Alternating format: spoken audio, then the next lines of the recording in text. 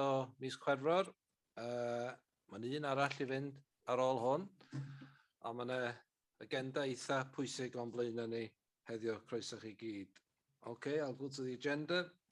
First of all, apologies. Are there any apologies? No. Okay. Second, declaration of interest. Members will be aware of the requirement under the Council's Code of Conduct to declare any personal or prejudicial interest in respect of any business to be considered at today's meeting. Such interest should be declared now, or as soon as the councillor affected becomes aware that they have a personal or prejudicial interest in today's business. All members declaring an interest are required to state clearly what the interest is and to advise whether it is a personal interest or a personal and prejudicial interest as defined in the Code of Conduct. Any member declaring a prejudicial interest is required to leave the chamber for the duration of the business and can take no part in the proceedings. Members with a personal interest only may take part in the debate in any vote. If a personal and prejudicial interest is declared today that has not previously been disclosed and recorded, the councillor concerned will be required to complete and sign a declaration of interest form, which is available online. Thank you, Gary. Does anybody want to declare an interest? No? Okay, there's one. I best declare an interest in agenda item 7 as I sell some of my stock in one of the estate agents or auctioneers as we mentioned in the consultation process. Okay, no one else is there? No, thank you. Agenda item 3, urgent matters. No urgent matters. Agenda item 4, minutes of the meeting held on the 18th of January. First of all, for accuracy, page 7, 8, 9. Meirig? Chyfawr, parchus cadeirydd. Eitem 6 ar tudalen. Mae'n gyfeiriad at be nes I godi ac yn sôn am y lifogydd. Dwi'n yn siŵr ydy hwnna'n cyfleu yn union be oeddwn ni'n drafod, sef damwain y cyst ddŵr ar ei dorri gan wllwn dŵr I lawr drwy'r adeilad.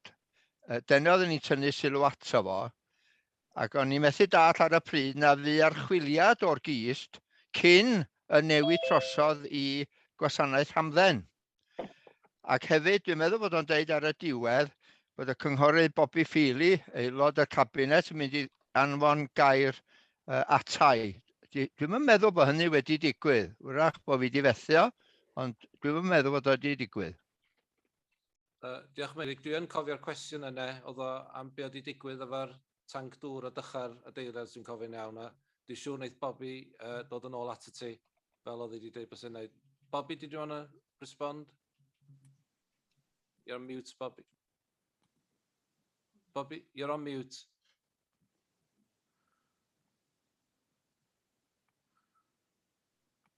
You want to give it another go, Bobby?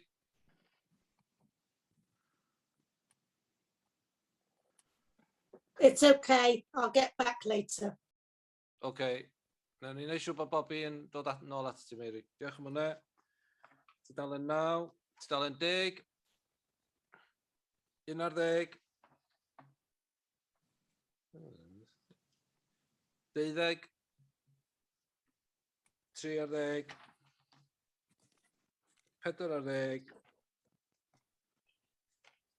a 15. Okay, for matters arising,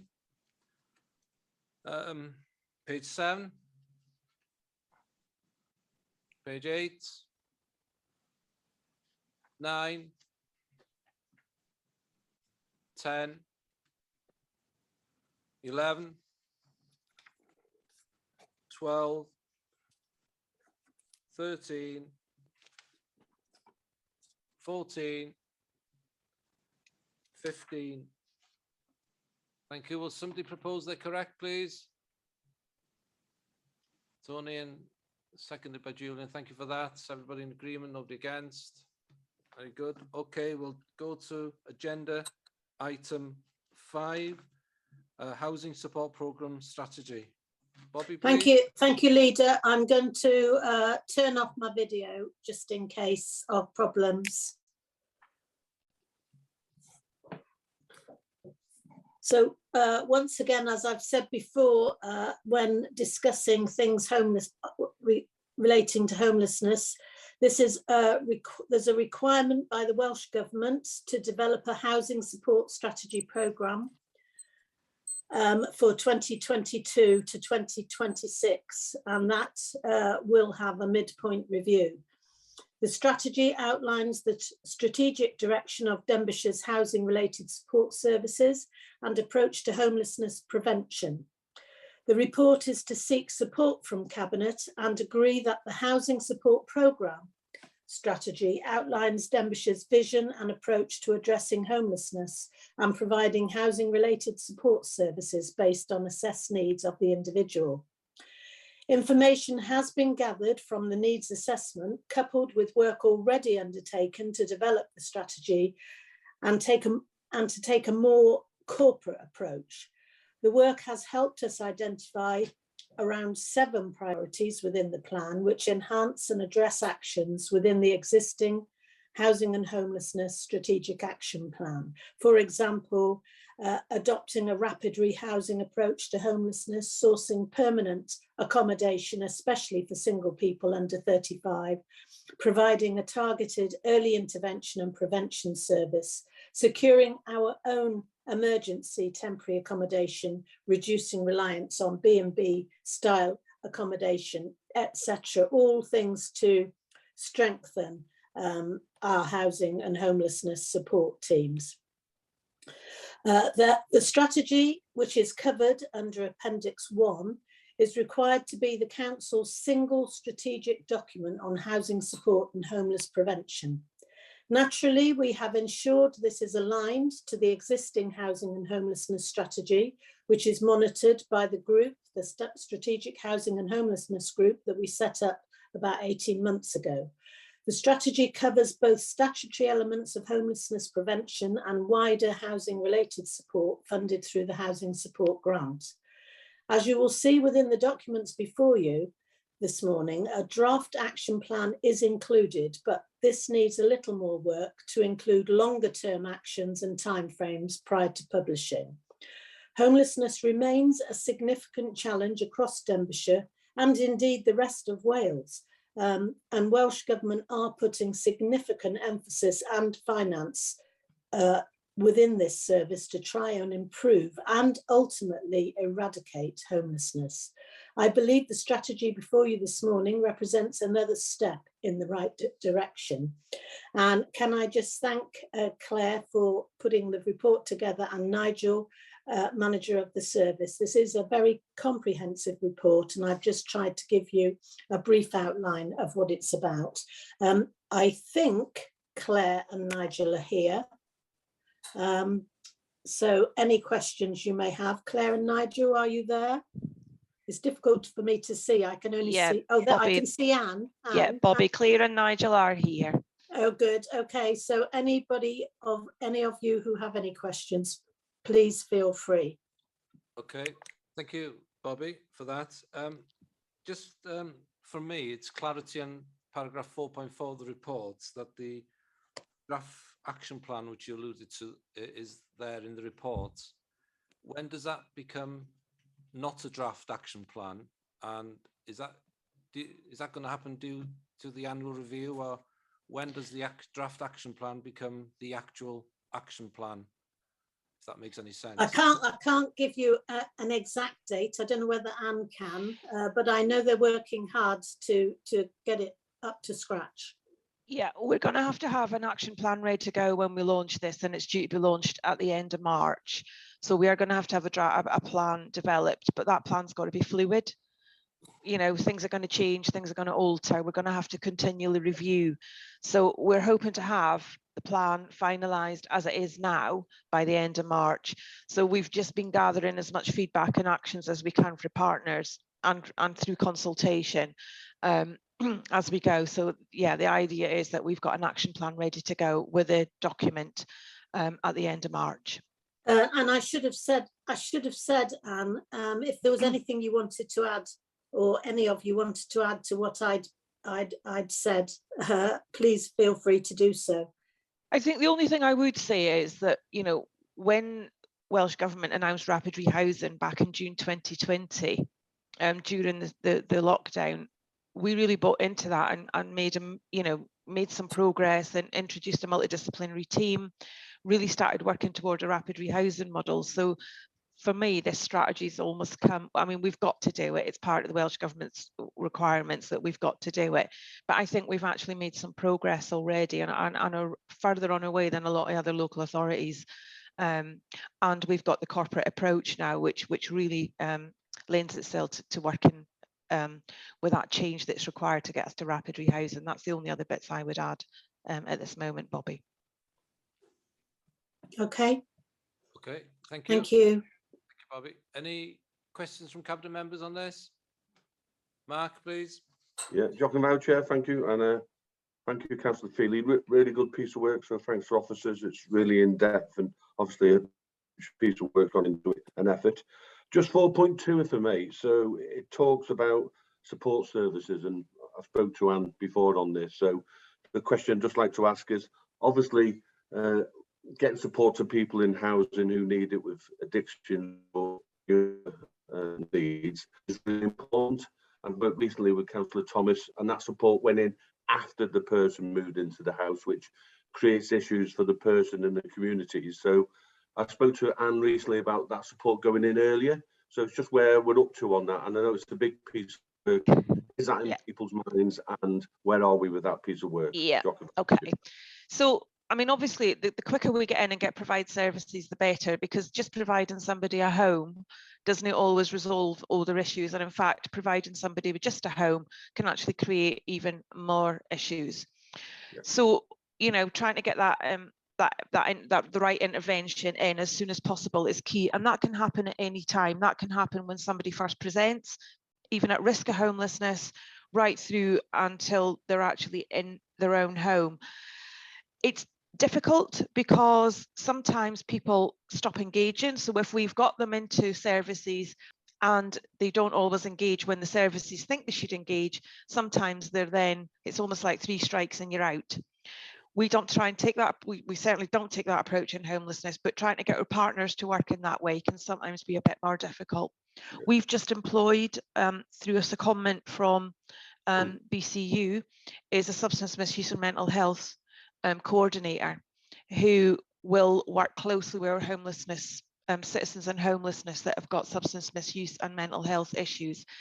And that person has still got a foot in the door at BCU, so has got access to all the services that them individuals would require. So we're hoping that's going to strengthen our position in that.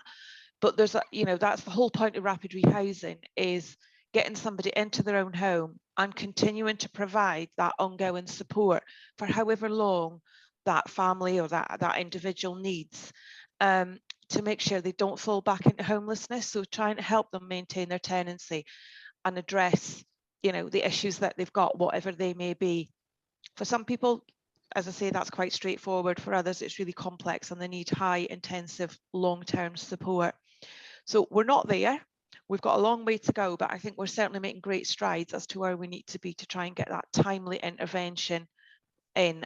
And there's work ongoing with partners to just try and, you know, make them understand that when you've got a substance misuse issue or a fluctuating mental health concern, you don't always engage as they want you to. So it's trying to make sure we've got them relationships and access into services that means we can support the individuals when they're ready to engage, which again, you know, is problematic sometimes, but we're doing our best to get to where we need to be. Does that answer your question? Yeah, thanks for that. And you've touched on it. The partnership across all services is really important. So I know it's not easy, but it's really important. So thanks. Yeah. For the job. Okay, thanks. Thank you. Any other questions? No questions from cabinet members now? Okay. Are there questions from non-cabinet members? Mary, please. Diolch, Arweinydd. troi i tudalen 45 yn y Gymraeg, sef adran 8, o dan 8.2. Ga i ddiolch hefyd i Cynghorydd Ffili am yr adroddiad a'r swyddogion am eu cyflwyniad. Yn ail, canmol o'ch gwaith ac yn ymdriniaeth o hwn, ond o dan 8.2, oedd hwn yn lle pwyllgor craffu ddiasa wedi gallu mynd yn ddyfnach iddo. Dwi'n teimlo bod y cyngor llawn bob tro yn gallu mynd i mewn i'r pethau yma oherwydd amser yn gymaint a dim. Mae yna raglen gofaith gyda ni fel cyngor llawn. Ond yna rhyw reswm am beidio mynd efo neu oedd o dim bod yn craffu blwyddyn y ddwy nôl. Bobby, ti eisiau ymateb i hwnna? Is it down to time, Bobby, that it's gone like this? The fact that there's a draft action plan suggests that there's a bit of pressure on time scale to deliver this? Yes, there is a time scale on it. And we have tried, I think we have tried to keep, things before scrutiny and full and frank discussions at all times on every step of the way. But sometimes, as you say, the time scale is quite difficult. Okay, that's clear. Anne, can you add? Yeah, I think homelessness is a regular, we certainly do an annual report to homelessness to scrutiny. And as I say, a lot of what's in the strategy and the action plan we're moving forward, a lot of it has already been discussed in scrutiny. And obviously as well, the Strategic Housing and Homelessness Group has obviously got some member involvement in that as well. So we do try, with this one though, time was against us to try and get it approved. And what came out was at the moment, we just need cabinet approval on this one to get it launched. Okay, thanks for that. Joan, please. Thank you, Leader. And I'd just like to ask a question, if I may, this is a support strategy action plan, and the strategy I see is very robust and is indeed in the larger towns, in particular the RHYL. And I just need to know, how are we addressing the needs in the wider areas? When someone presents themselves, they do have a very limited choice. How are we addressing the needs in the smaller towns and communities throughout Denbighshire? And that's really difficult, Joan, because obviously we never know who's going to present and how they're going to present and where they're from. So it's always been a challenge for us in the more rural areas to provide the level of provision that we need. And whilst we don't want to take people away from their communities, sometimes we're really struggling to find suitable emergency accommodation, in and around their local community. So, we do have some provision in Llangollen, we do have some provision in Denby and in Ruthin, although limited in Ruthin. And we try and get, wherever we can, some leased accommodation, which means people don't have to go into emergency accommodation. So leased accommodation is usually where they're into an actual home, even although it is short term. But that is really reliant on usually community housing or one of your RSL partners actually having a property available. So it is difficult to try and get the coverage in the whole county, but as I say, we have got services in Llangollen, in Denby, some in Ruthin, but yeah, primarily they're in up on the coast. But where people do present for the sort of south of the county, we'll endeavour to do whatever we can to try and keep them as close to their community as we possibly can and get them access to services. But sometimes that can be difficult depending on the requirements, depending on what size of family it is, if it's a single person, and dependent on where we can get a suitable accommodation, usually in an emergency situation.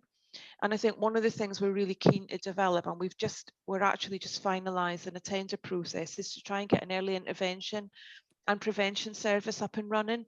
That means we're engaging with people much quicker to try and stop them coming into homelessness, try and get some interventions going much earlier on. Sometimes it's just a dispute with a landlord, they might have fallen into a bit of arrears. So there's a real focus at the moment as well to try and stop the flow coming into homelessness and get that engagement going And that is definitely county-wide, because, you know, the more we can do is stop people becoming homeless, the better. So can I just add to that and say that that is the big difference over the last 2 years, I would say, and the money coming from Welsh Government is almost all focused on prevention and stopping this happening. And I think almost the pandemic has been like a catalyst for change, because we tried to avoid any sort of homelessness or street living at all because of the worry about infection. And I think we have moved over now. Our strategy is all about stopping it happening in the first place by whatever means that we can. It's slow, and, you know, I think we're making steady progress, but it's not going to happen overnight. But that is the difference in the focus now and the focus, say, 3 or 4 years ago, is prevention. Okay, thank you for that. Any other questions? Thank you. No? Okay, thank you. No more questions. Bobby, can you come to the recommendation, please?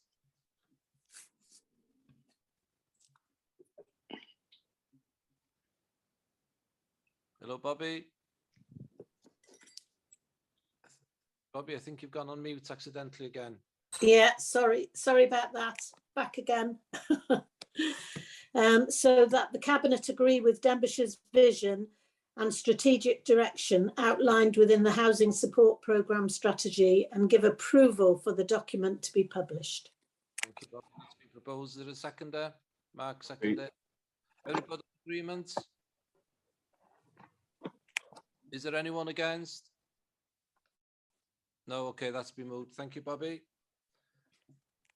Agenda item 6, Regional Memory Assessment Support Service, invitation to tender, award of contracts. Bobby, before you come in, can I just ask Gary, because there are some part 2 elements to the report, can I just ask Gary just to advise us accordingly, please? Diolch, Wayne.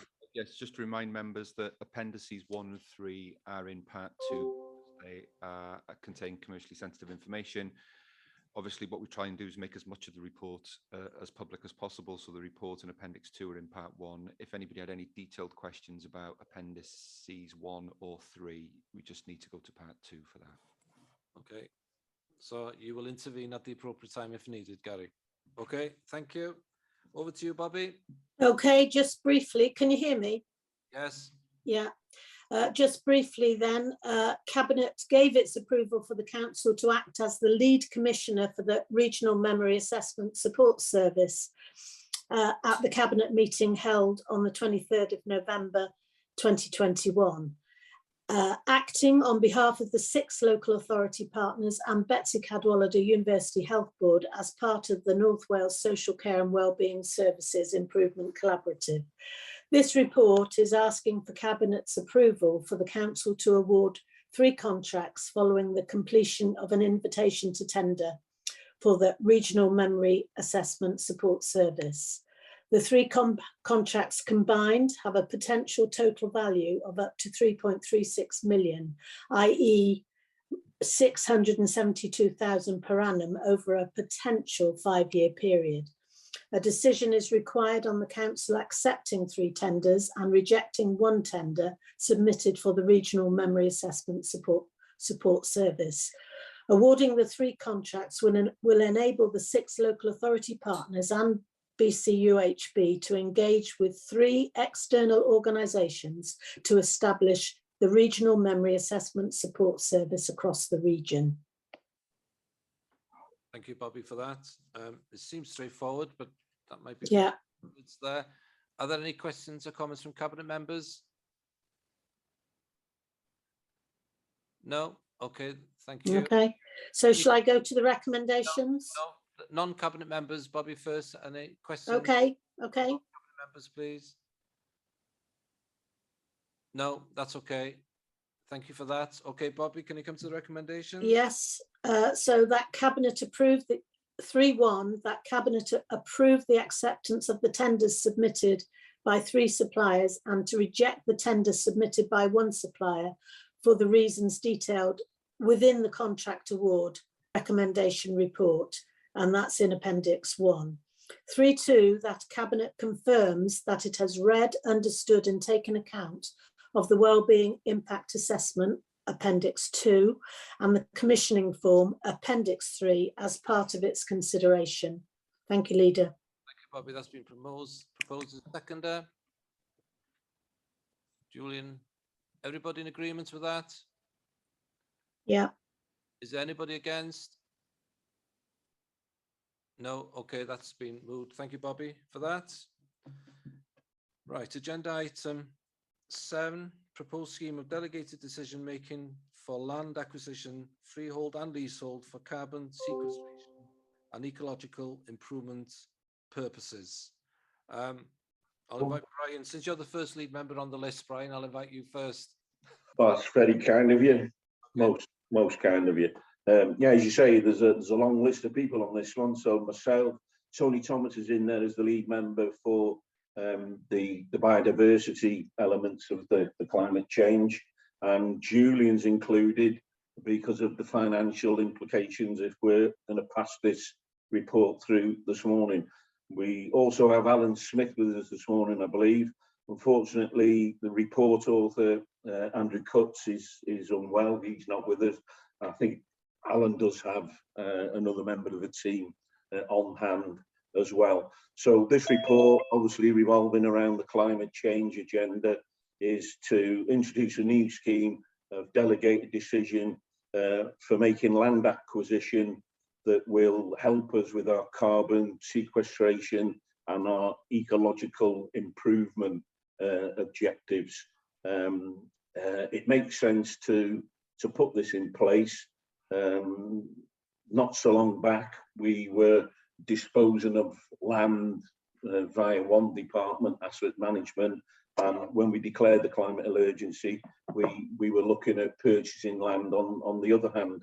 So we brought back, this paper brings that together in as much as we know there's a need that we need to acquire land.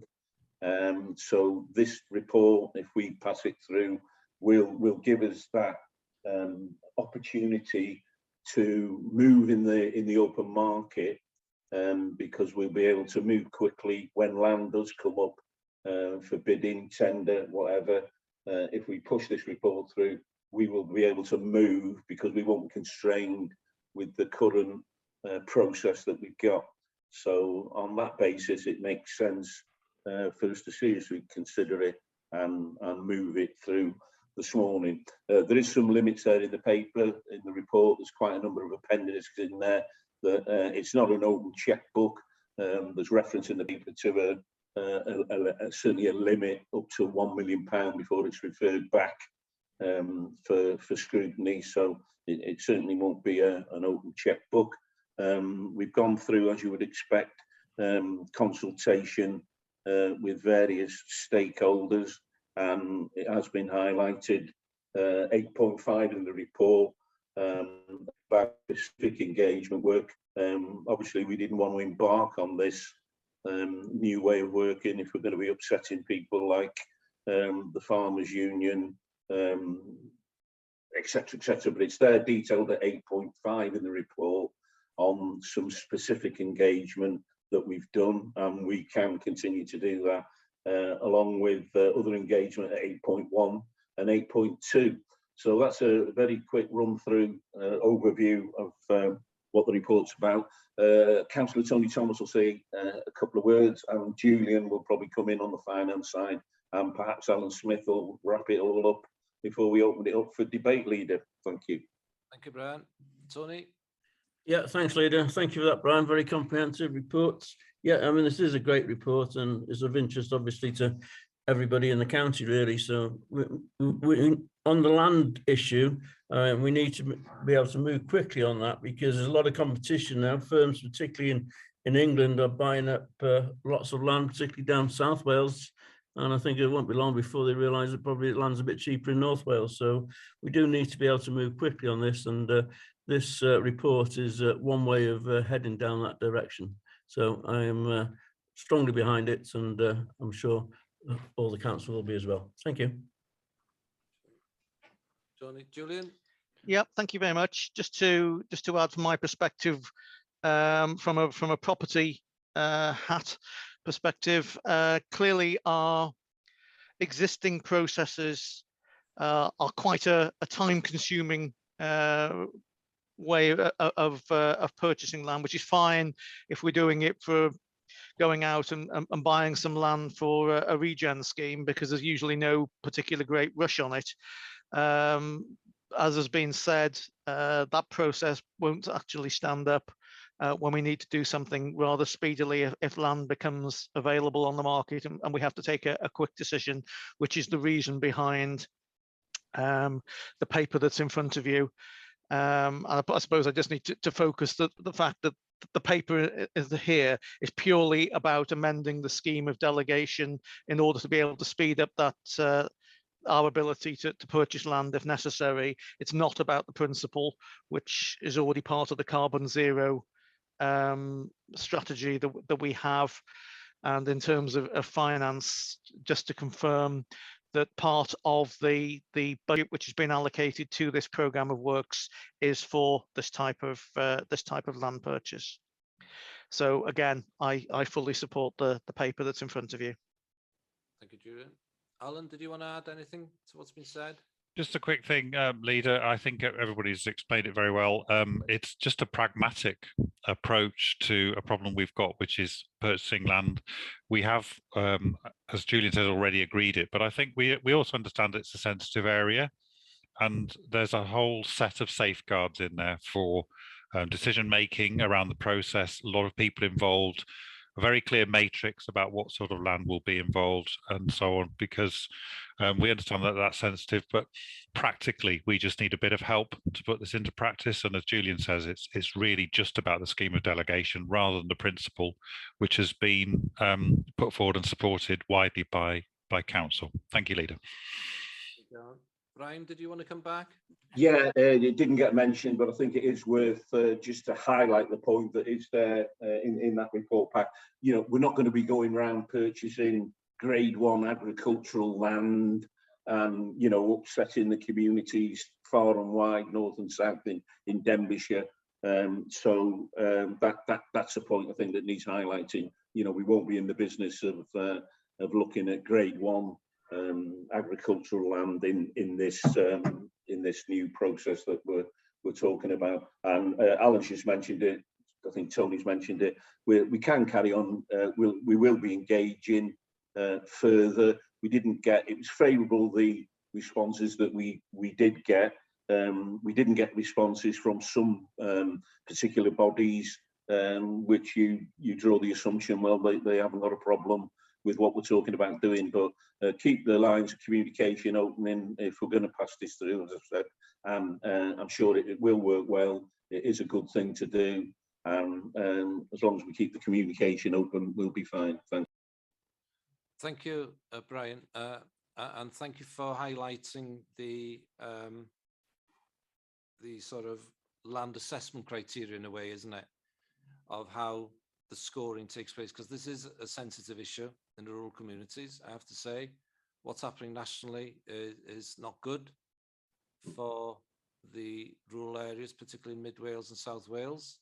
And I would call on Welsh Government to look at that urgently and try and develop some policies accordingly, because it's not right what's happening on a national scale. So that's why this is a sensitive issue, and I don't often disagree with you, Julian. And the principal elements you highlight is not about the principle. In the rural community, there is a principle here of what it looks like, but this report is about extending the delegation process.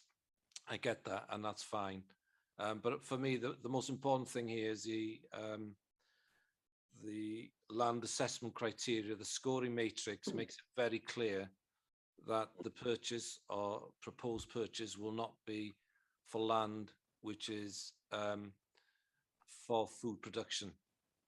And that's really important, because we need to get the balance right between managing carbon emission and food production, and should declare an interest on that. But that's really important. That's why it is sensitive in the rural areas, and that's why I feel comfortable supporting the reports, because of the work that's gone into it. you have considered all eventualities and the consultation has taken place, and I'm sure that consultation will continue with some of the people who are not in the report. But from a rural perspective, I am happy to support the intention of this. Okay, are there any other cabinet members? Mark, please. Yeah, thank you, Leader. And you've touched on a good point about food security, and I think forestries and mass solar farms do have an impact. But I think this policy, if you read it, I think it's covered, so I'm happy with that. Just a couple of questions. If we get rid of any assets, does the budget allow for rewilding of any council assets we get rid of? So instead of them becoming eyesores, we can actually invest to make them rewilding. And the maintenance, when we do this, there is a cost moving forward. So where does that budget sit? Is it within the 1 million, or will that be managed separately?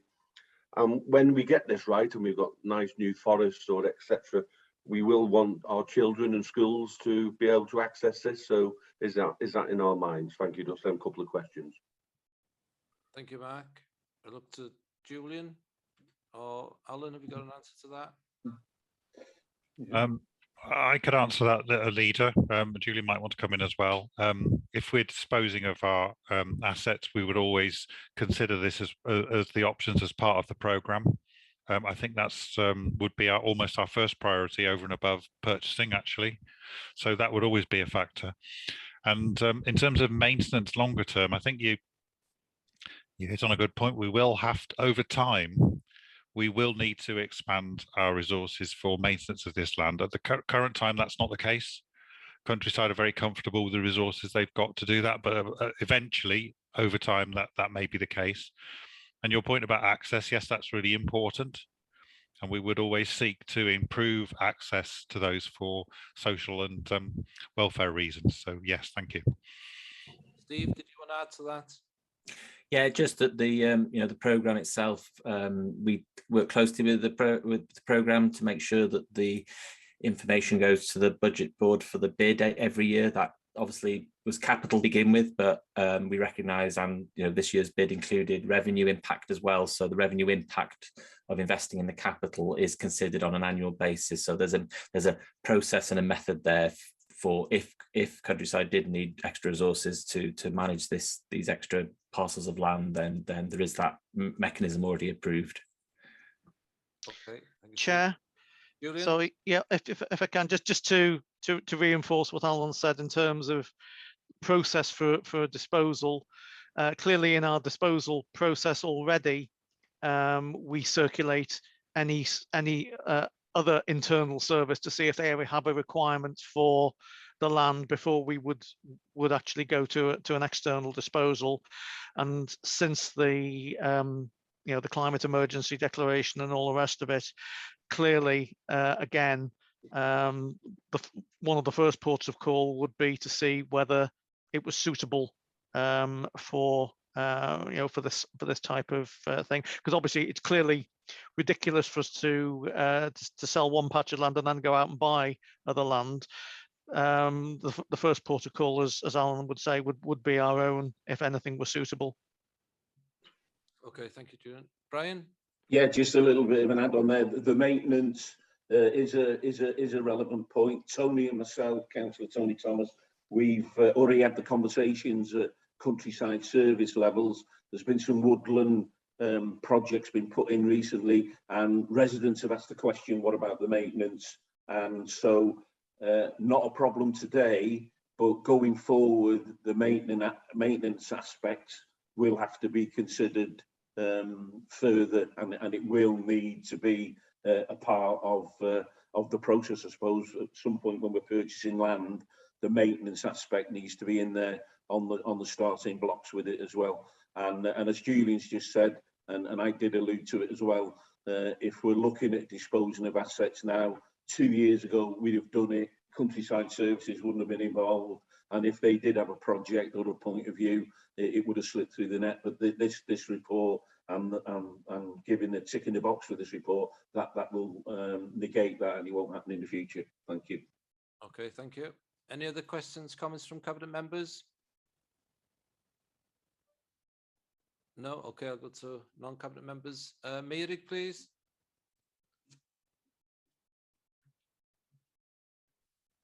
Dyna ni, diolch yn fawr eto. Fuon ni'n gwerthu tir ac adeiladau i gael arbedion i'r cyngor sir, y toriadau fel oedden ni'n galw nhw. Yn fama, da ni'n sôn am brynu tir. Ydy hwn mwyn lleihau ein carbon yn lle bod ni'n defnyddio loriau di-garbon ac adeiladau di-garbon a'i esgus di hwn i ni fedru dal i gynhyrchu carbon, ond bod gennym ni dir yn tyfu coed sydd yn rhoi ni mewn lle da hefo'r llywodraeth. Ac yr un arall ydy, oedden ni'n barod i brynu tir pan oedden yn edrych am dir i ofyniad arall oedd gan y sir. Di hynny ddim yn bell yn ôl, o flwyddyn yn ôl. Felly dwi'n cweit yn siŵr, dwi'n gwybod am yn union ar y pwynt gyda chi heddiw, ond da chi yn sôn am brynu tir, a dyna pam dwi'n godi, a diolch yn fawr. Diolch, Meirig. Brian, do you want to respond to that, please?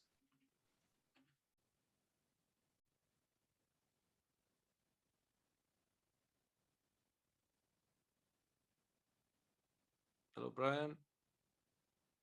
Hello, yes. Can you hear me? Yes.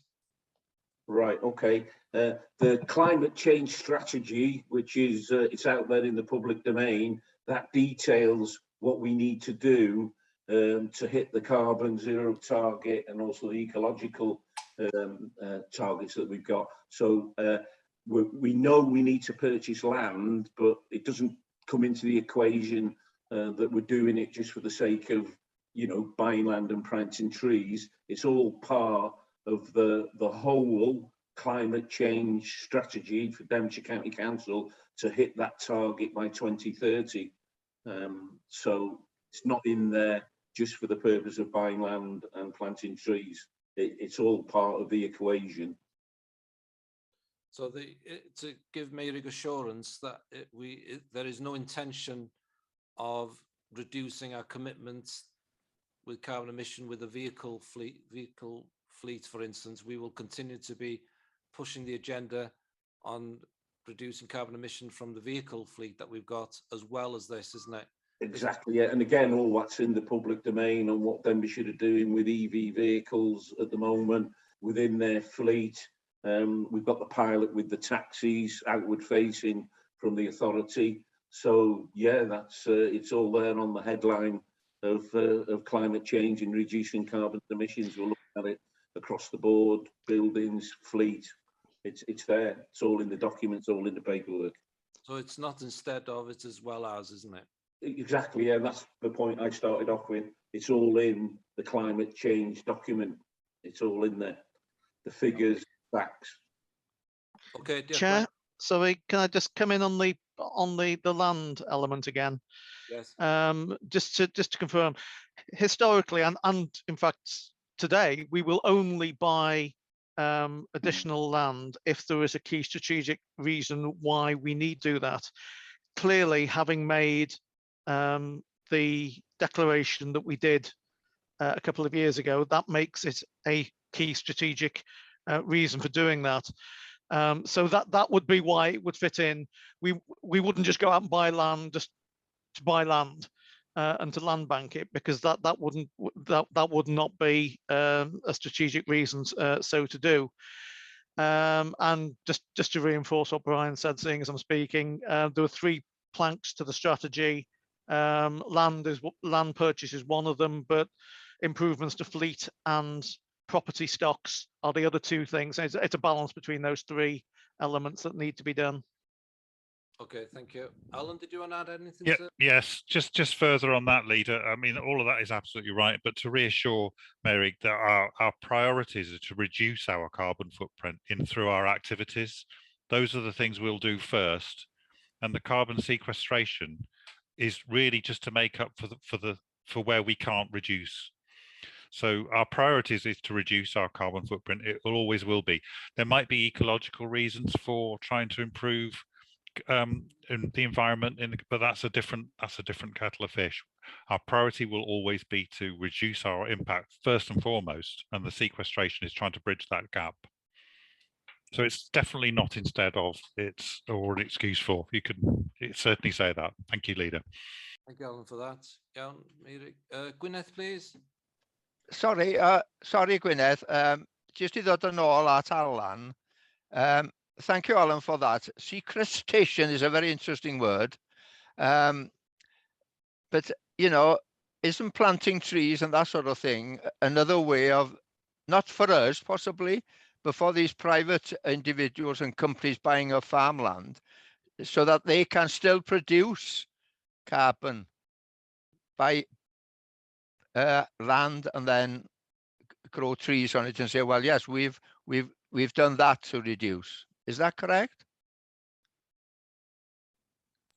If I could answer that, Leader, yes, you could consider it like that, Merrick. I mean, but in it, they will also be in the same position as us in trying to reduce their activities and their carbon footprint and wanting to sequester. I'm not trying to defend external companies buying up land in Wales, far from it, but they may be in the same position as us, Merrick, and I don't think it means that people feel they don't have to do anything if they plant a couple of trees. I think it means they're trying to make the best of a bad situation.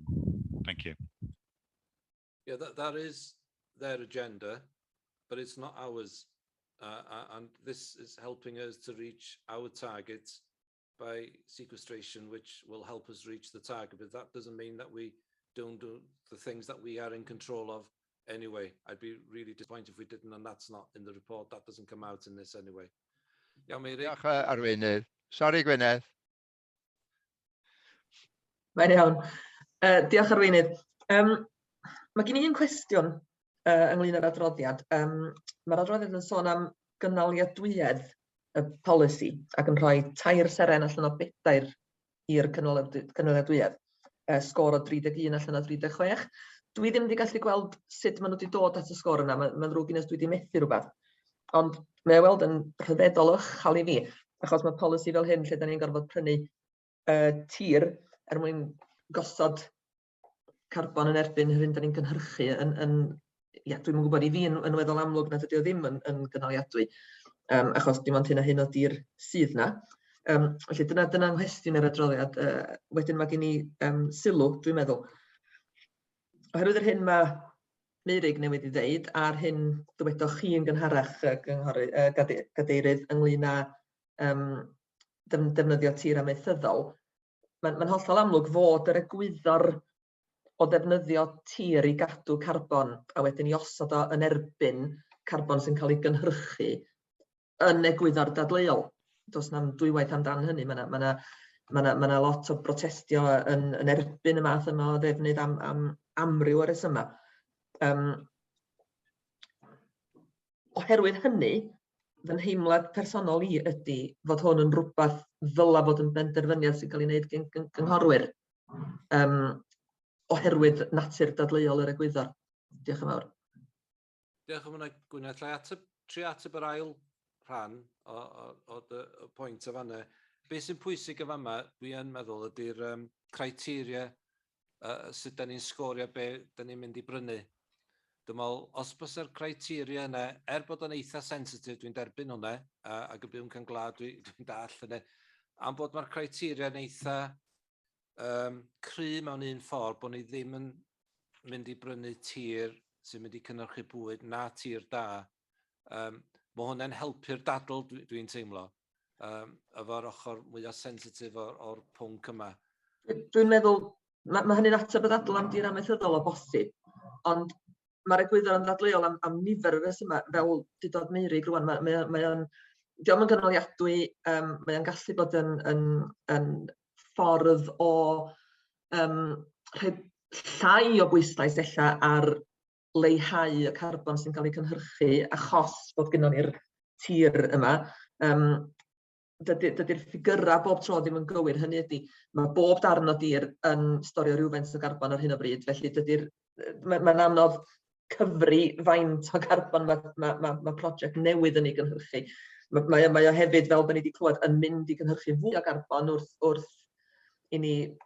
Hynny ydy, mae'n ddadleuol ar lot o resymau ddim yn unig amaethyddol. Ydy, dwi'n derbyn hynny, a dwi'n meddwl y risg ydy, ond dwi'n meddwl bod o'n risg yn ôl beth dwi'n pigo fyny ar y droddiad a trafodaeth efo swyddogion, bod hyn mynd i fod yn lle beth dyn ni eisiau gwneud, mae'n mynd o'r rhan o'r pictiwr mwyaf sgennym ni efo y pwnc yma, a dwi'n meddwl bod o'n mynd i adio tuag ato, ddim yn mynd i stopio ni wneud pethau ddyle bod ni'n wneud beth bynnag. A mae hwnna'n rhywbeth ddyle bod y cyngor nesaf yn wneud beth bynnag ydy sgrwtneiddio yn union sut ni'n symud ymlaen efo'r targed sydd wedi cael ei gosod sy'n eitha heriol i ddeud y llia, a bod hwn yn rhan o helpu ni cyrraedd y targed yna, ond bod o ddim yn stopio ni wneud pethau eraill. A mae hwnna'n rili pwynt pwysig i cofio, dwi'n meddwl, so dwi'n derbyn hwnna. Yn un o'r cwestiwn o gwmpas y well-being a sut yna wedi cyrraedd y pwyntiau yna ar y tu codi, Gwyneth. Na i gofyn o ddalyn ni... Y sustainability oedd o'r cynnwyledwyed. Yeah. Alan, can you give us a... Thank you, Leader. Yes, I was looking at the wellbeing impact assessment. The sustainability in our assessment is not just in the... It doesn't refer to just to the traditional way you're perhaps thinking about it in terms of an ecological brief, but it is quite a wide measure, which includes integration with other activities, partnership working, the long-term sustainability of it as an arrangement. So it's quite a wide brief, and I think that's why we've come to that conclusion in the impact assessment that, and I think particularly compared with a lot of the things that we do as a society, it is a long-term look at how we do things. The trees that we may or may not we might eventually plant on land, you're really talking about a 20-year timetable for those things. So it is quite a long-term look, and in that term, it is sustainable. I think I understand your point about if it was used as an alternative and an excuse not to do the other things, as the leader was saying we're not doing, I would be concerned, but it's not. You know, it's sustainable in that sense that we're using it as a way to bridge that gap. And so it's not, if it was an excuse, then you could argue, I think, that the sustainability score would not be right. But when that's not how we're using it, it's not how the plan is intended. And really this paper we had today is really just about the decision-making process and making it effective. And I think rest assured that the key decision makers in this are the lead members. So there is a political decision at the end of this. So I think you can be confident that our members have the final choice in all these things. Thank you, Leader. Yeah, diolch, Alan. Thank you. That's a good effort on that. Yeah. Brian, did you want to come back? Yeah, always ready to come back. Just to add a little bit more comfort to the whole subject. Already, because the climate change strategy, certainly in my view, is sitting on solid foundations, there is already a report that went out about the first 12-month run of what we achieved on carbon reduction. That will happen every year. Again, with sequestration, that will come into play more as the years go by and the reports keep on rolling. And then as an extra bit of assurance for members in the next council, we have requested, it's going to happen, the climate change group that has run with this strategy will continue into the next council. So that will be another vehicle that will monitor, keep in touch. Every member is welcome to that group, and so there is no need to be concerned that the authority will go off track and will be doing things that are not transparent to all members if they should so desire to look and see what the authority is doing in respect of the carbon zero targets. Thank you, Brian. Bobby?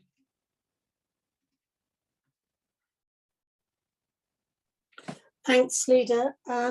Just looking at Appendix 6, there are quite a lot of implications. I mean, first of all, I must say that I commend anything to help climate change and avert the ecological disaster that could be facing us. I'm 100% behind it. But looking at all the sort of things that are flagged up, like monitoring the market, checking out Brexit policies, smooth passage to purchase with a budget readily available to move quickly, horizon scanning, etc., etc., etc. There's an awful lot of work involved. I'm just wondering if have we got sufficient staff to cope with these new sort of additional responsibilities. I know we have a fairly short, a fairly small department on this, and I'm just concerned that we have the capacity to deal with all the sort of I's being dotted and the T's being crossed on this. It's just a word of reassurance probably from whoever the officer is in charge, or Brian himself may have knowledge of this, I don't know. Yep. Well, again, Bobby, on the resource point, if you look at the direction of travel for the climate change strategy, we have added to the head count. Obviously, this was in the hands of Helen Vaughan-Evans when she was been the main player of putting all the strategy together. And because we've increased the head count, that has taken account of the extra workload as we progress with the strategy and move towards 2030. So I would say at the moment it's in hand. That's not to say we have to increase the capacity going forward. That will surely come on board at some stage. But Alan's going to come in and say something. But from a political point of view, I believe we're covered at the moment with the resource in that department. But we could always do with more, obviously. If I could just come in as well, leader, to support Brian there. We do need, there is a lot of work in this, you're quite right, and it is really important, but I think, and we do have quite a small team, but I think what we do have is a very collaborative form of matrix working across the council, so that the team won't be the only people involved in doing this. For example, there's the whole of property services, there's countryside, there's people in every department working to promote and produce and implement this program. And the climate change team, apart from doing some of the work, a lot of their role is coordination, Bobby, and planning. So actually, we've got a lot of people in the council working on these in different aspects of their job. So we can get it done. It is complicated.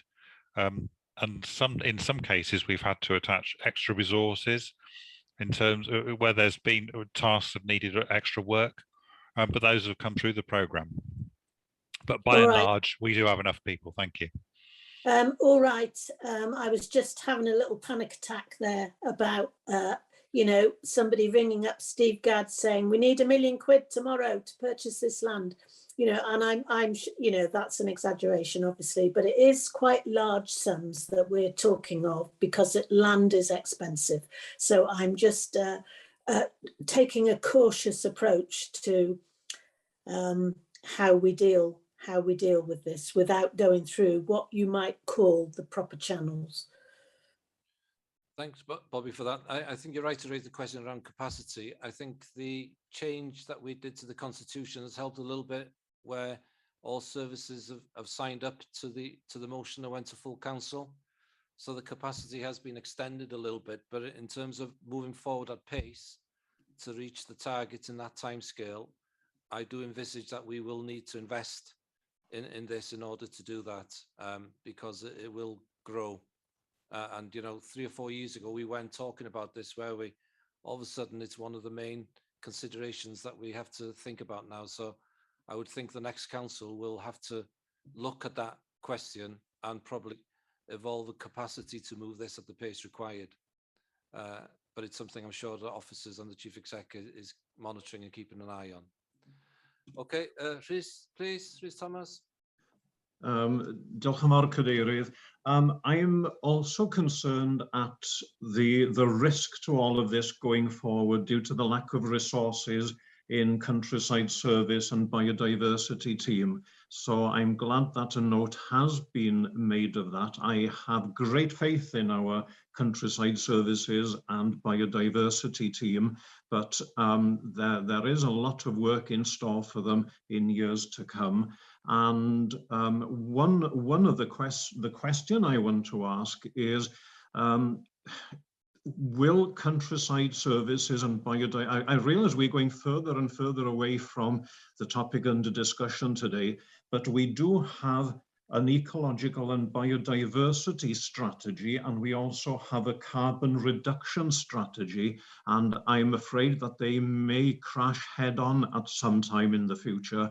One example of that would be that what Councillor Young talked about in open access for the public flies in the face of the need to protect biodiversity. And I'm sure that there's the experience in our countryside services to work out exactly where public access to any new land or new forest or whatever, where that is not in the best interests of our ecological and biodiversity targets in protecting wildlife. Okay, thank you, Chair.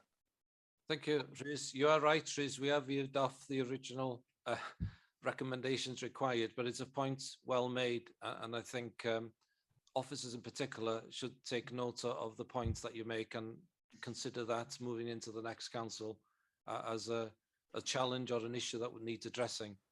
And to be fair to services and officers, they are pretty good addressing issues like that anyway, and I'm sure there'll be a clearer picture emerging on this in due course in the next council. Diolch. Diolch, Rhys. Okay, no more questions. I don't think, are there? No. Okay, Brian, do you want to take us through the recommendations, please? Yeah, fine. So 3.1, Cabinet approved the introduction of the new scheme of delegated decision making for land acquisition, for carbon sequestration and ecological improvement purposes as proposed in Appendix 1. And 3.2, the Cabinet confirm it has read, understood and taken account of the wellbeing impact assessment, Appendix 2, as part of the consideration. Okay, thank you, Brian. That's been proposed. As a seconder? Tony seconded. Is everybody in agreement? Is there anybody against? Okay, that's been moved. Thank you all for that. We'll move on to agenda item 8, Queen's Building RHYL request for additional funding. Before I come to the report, I do think I would like to record my disappointment that a councillor from this council decided to run to the press to make a statement which could really damage the reputation of this council, the project and RHYL in order to enhance their own reputation. And as leader of the council, I am really disappointed about that. We are an open, transparent authority. We are open to scrutiny beyond cabinet, and there's always that opportunity for members to send an email, to ask a question. We don't hide anything here, so I'm extremely disappointed with that. It's taken years of hard work to create confidence amongst the residents of RHYL and potential investors to help us change the face of RHYL to where it should be and not where it is now. And a cheap shot like that, I have to say, is not helpful. And if that member is here today, I suggest that he listens to the debates, reads the reports and gets the facts right. I feel that strongly about it because there's no need for it in what is quite a challenging agenda. And I wanted that noted. Okay, so we'll move on to the report. This will be a joint effort between Julian and myself. Julian, of course, will be referring to the financial elements of the report. But we are all aware of the importance of this project for RHYL. Its location is key in joining up the investment on the prom and the proposals through the Levelling Up Fund bid for improvements on the high streets. So the logistics of this site is really, really important. Last week, I went for a walkabout with the Chief Exec around RHYL to see for ourselves the impact of the decisions that this Cabinet, this Council, with the support of RHYL Town Council, has done in RHYL. And I have to say, it's worth going to see what the impact of the new buildings are in RHYL right across the board. And Graham might want to add to that as well. And some of these are historic, aren't they? You know, the West RHYL housing is now a lovely estate. I sat with officials in Welsh governments to try and push that forward. Our investment in Denbighshire Leisure with the new restaurants, the new hotels, the commitment of housing associations to improve RHYL. It's really good stuff, and it's worth noting that. So the Queen's Market is part of a bigger picture that's emerging in RHYL. This project, the Phase 1 project, when completed, will provide trading places for up to 25 tenants. It will be renovating shop units facing Sussex Street with an estimated 35 new jobs. This then sets the grounding and the foundations to move to the next phases of the project, where there will be 80 new homes and floor space for further employment of up to 200. And that's what RHYL needs. It needs jobs. Buildings is great, but we do need to create jobs there, and that's what's going to emerge out of this.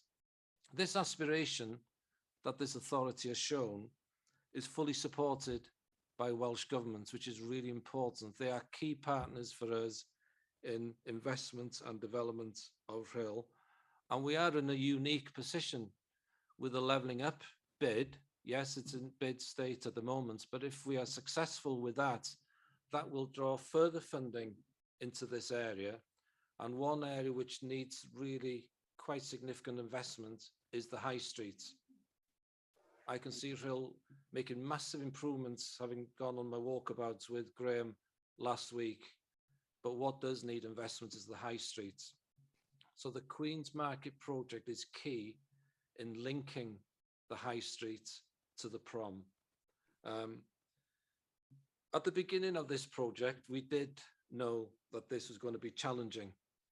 And we had a choice of not doing anything, walking away and leaving it there, or taking that challenge on.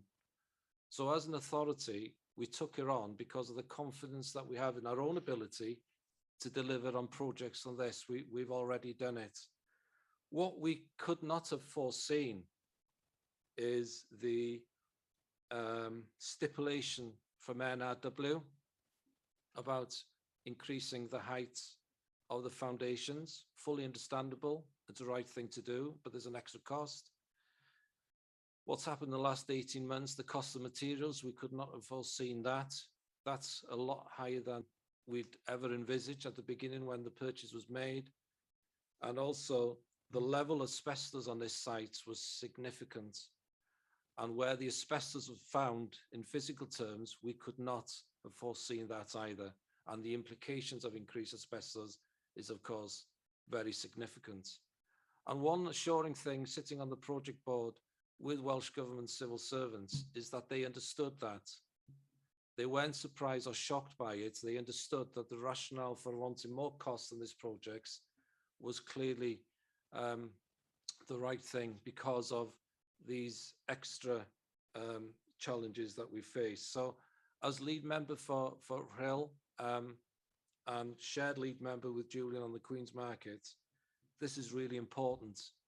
Yes, it's challenging, but bringing the prom to the high street, aligning all the investments that's happened along the way is the right thing to do. It will create work and it will move RHYL in the right direction. and I do ask for your support on that. Okay, Julian, do you want to do the financial elements, please? Yes, thank you very much, Leader. You obviously get to do the uplifting bit, and I do the I do the nuts and bolts. I think what I need to do, hopefully, this morning is clarify the reasons for the increase, and hopefully demonstrate that they are beyond our control and came about long after the budgets and bids were submitted. And also, hopefully, just to add to what you said at the beginning, Hugh, to correct some misinformation which has been circulating in the press. No one wants to see any scheme go over budget, but it is inevitable that at times some things will happen. We have an excellent track record on delivery of major schemes coming in on time and on budget. I have to say this, and I will go back a little bit in time on this one, just to give so that everybody's aware of it. This is a very different scheme to what was originally in the business case, and it's probably well over 5 years ago now that this first started its gestation. At that stage, we were looking at a phased purchase and demolition, and then Welsh Government came along and said, we prefer it if you actually purchase the entire block for all phases up front. We'll give you the money for it. Great, thanks very much. So essentially, what that did at that point was to render that original business case fairly meaningless in terms of the budget that had been set. So the first phase that we're now talking about includes all of the land purchases, all of the demolition costs, and all of the asbestos clearances for not only the phase one build, but the future phases as well. So what that will do essentially is substantially de-risk future phases, but the knock-on effect of that is the entire cost is borne by phase one. As the leaders just said, there were three main reasons for the increases, all of which have happened since we last came here with regards to funding. There's demolition, party wall work, and asbestos removal, which is just under £500,000 extra. So much so that what was originally envisaged to be a 6-month contract actually has run into a 12-month contract. And asbestos surveys, by their very nature, I know because people said we should have known about all this up front. Asbestos surveys that are carried out pre-purchase are non-intrusive. We don't go down knocking down walls or knocking holes in floors to see what's there. I don't think we'd be very popular with a potential vendor if we started doing that. So the works that have actually been necessitated could never have been found by a normal pre-purchase asbestos survey. Even right at the very end, we came across another boiler room which wasn't on any plans, stuffed full of asbestos which had to be cleared, and there's no way that sort of situation, unfortunately, could be picked up ahead of time with the best will in the world. Then, in order to get our planning, NRW put in the condition that we had to raise the floor levels for the entire scheme by 740 millimeters. We argued the toss with them on that one because phase one obviously doesn't involve any residential, but because we put in a planning application for all 3 phases, which did include residential, they therefore insisted that that would be necessary up front. That's contributed around about another £125,000 to the costs. And last but by no means least is the cost of materials, which he referred to. Very roughly, it's round about a 20% increase, which on a project of this size, even after quite an extensive value engineering piece of work that we carried out put another £1 million on the cost of the contract, and that is something that's happened in the last 12 months, 18 months, that those sort of material costs have gone through the roof. We have obviously been back to our partners, Welsh Government, to see what they can do to help us. They've put another £200,000 into this. We had hoped for a bit more, and we will continue to press in the new financial year to see if they've got any more that they can put in towards this. But it is a tight programme that we need to deliver on the timescales, and there is a risk, obviously, of clawback on the funding that's already been provided, particularly the WEFO funding. And of course, we can't forget that whatever decision we come to today, we own this site and we own the liability going forward. So that needs to be borne in mind. As I said, we will continue to seek external funding where we can to mitigate and minimise the amount that we have to actually put in to the scheme additionally. I suppose again, the question's always said, why the scheme shouldn't go over budget. Well, they do go over budget for a number of factors, and hopefully I've demonstrated the reasons there that quite clearly are ones that were outside of our control. And there's a very easy way of avoiding potential overspends on projects, and that's by not taking any projects on which have any element of risk to them. And I don't think that is something that as a council is the right thing for us to do on these type of schemes. Otherwise, we would never take anything forward if we were so scared of risk that we weren't prepared to even envisage it. So hopefully, Leader, that's covered off the financial elements of it, and given some background as to why these overspends, regrettable though they might be, are unavoidable. Thank you. Thank you, Julian, for that. Okay, I'll open it for questions now. Brian, please. Yeah, thanks, Leader. Unless someone wants to correct me in your opening spiel, the member who you referred to is not on this meeting and doesn't deserve a lot of airtime. I just hope that the local democracy reporter tunes into this webcast and listens to what you've said, Leader, because whatever personal views people might have, and we've had a discussion last week about the Queen's Market, we need to do the right thing for RHYL. And when you weigh it all up, and the fact that you've mentioned Welsh Government are still on board, have supported it all the way through. We've got the option with the Levelling Up Fund application, which could bring more funding to the project. We need to get behind it, and I will support you and the team on this. And I do think it was very poor what that member did last week. Bearing in mind, not so many moons ago, he was in another political party, the local RHYL party, the Labour Group party, who are fully supportive of it. So at some point in time, not so far back in time, he'd actually agreed to this project. So as I say, not worth too much of a mention here. So I will support you. You probably might get further on costs going forward. It's good news, the Welsh Government sounds like they're going to fund this extra blip that we've got at the moment. We all know that you're doing your best, officers are doing their best, and the wind in the right direction. This could be a very, very good thing for RHYL going forward. Thank you, Leader. Okay, thank you, Brian. Any other comments or questions from Cabinet members? Bobby, please. Thank you, Leader.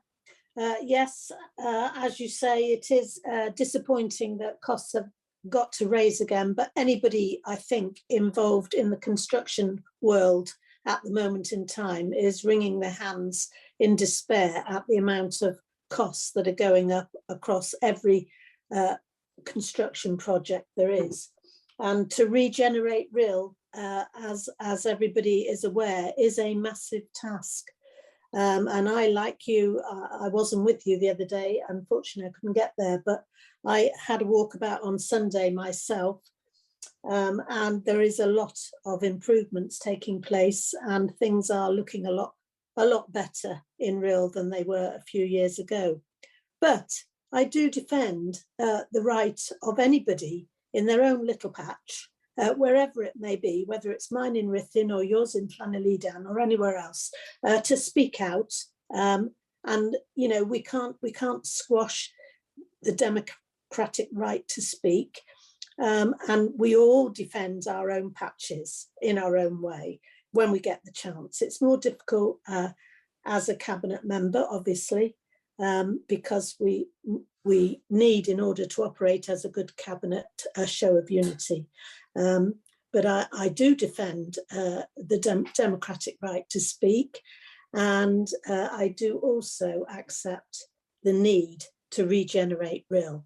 So I'm being sort of trying to be even-handed and fair to all those involved.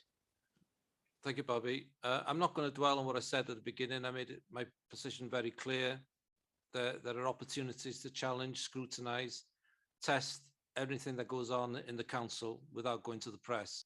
And I think that's my position, and that's clear. But it's not for this report. I've made my position clear. And I thank you for your support, Bobby, on this particular report. Okay, are there any questions from cabinet members? Mark, please. Yeah, thank you, Leader. Yeah, and I'll just make a few points and then one question.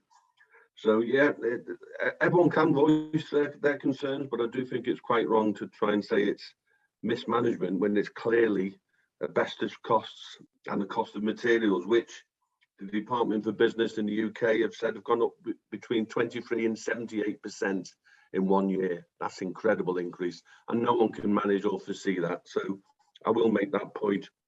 So when we've got costs going up so much, my only question is, the money being asked for is less than 15% of the project. So when you've got costs of between 23 and 78% going up, is it enough? Because we don't want to be back here. So it's a question I will ask. I know I've asked it before, but just for the record. But well done to the officers. I think it's quite wrong to try and blame people. It's clearly out of our hands, a lot of this. So, and I look forward to the project being delivered. So I'll be supporting it. Jock and Val, Leader. Thank you, Mark. Hilditch, please. Thank you. Just to add to the debate slightly, I have no issue with anyone going to the press. I think if they want to take a stance, that's right. But please get your facts right. And this is the second time that this particular member has gone to the press with incorrect facts. He did on Prestatyn High, and where he claimed that Prestatyn High would cost 25 million for a new build. But let me tell you, the cost of building Prestatyn High for a new one would be 45 million now. So costs have gone up, and they are changing every single day. So whatever we have in this project, you know, I've got, I think, 3 school projects at the moment that have gone in excess of 150,000 in costs have increased. So our world is changing on a daily basis. And I think, you know, what this council has committed and worked with in RHYL has been fantastic. Never did I think that I'd stand on the prom and watch Tom Jones in RHYL and enjoy myself.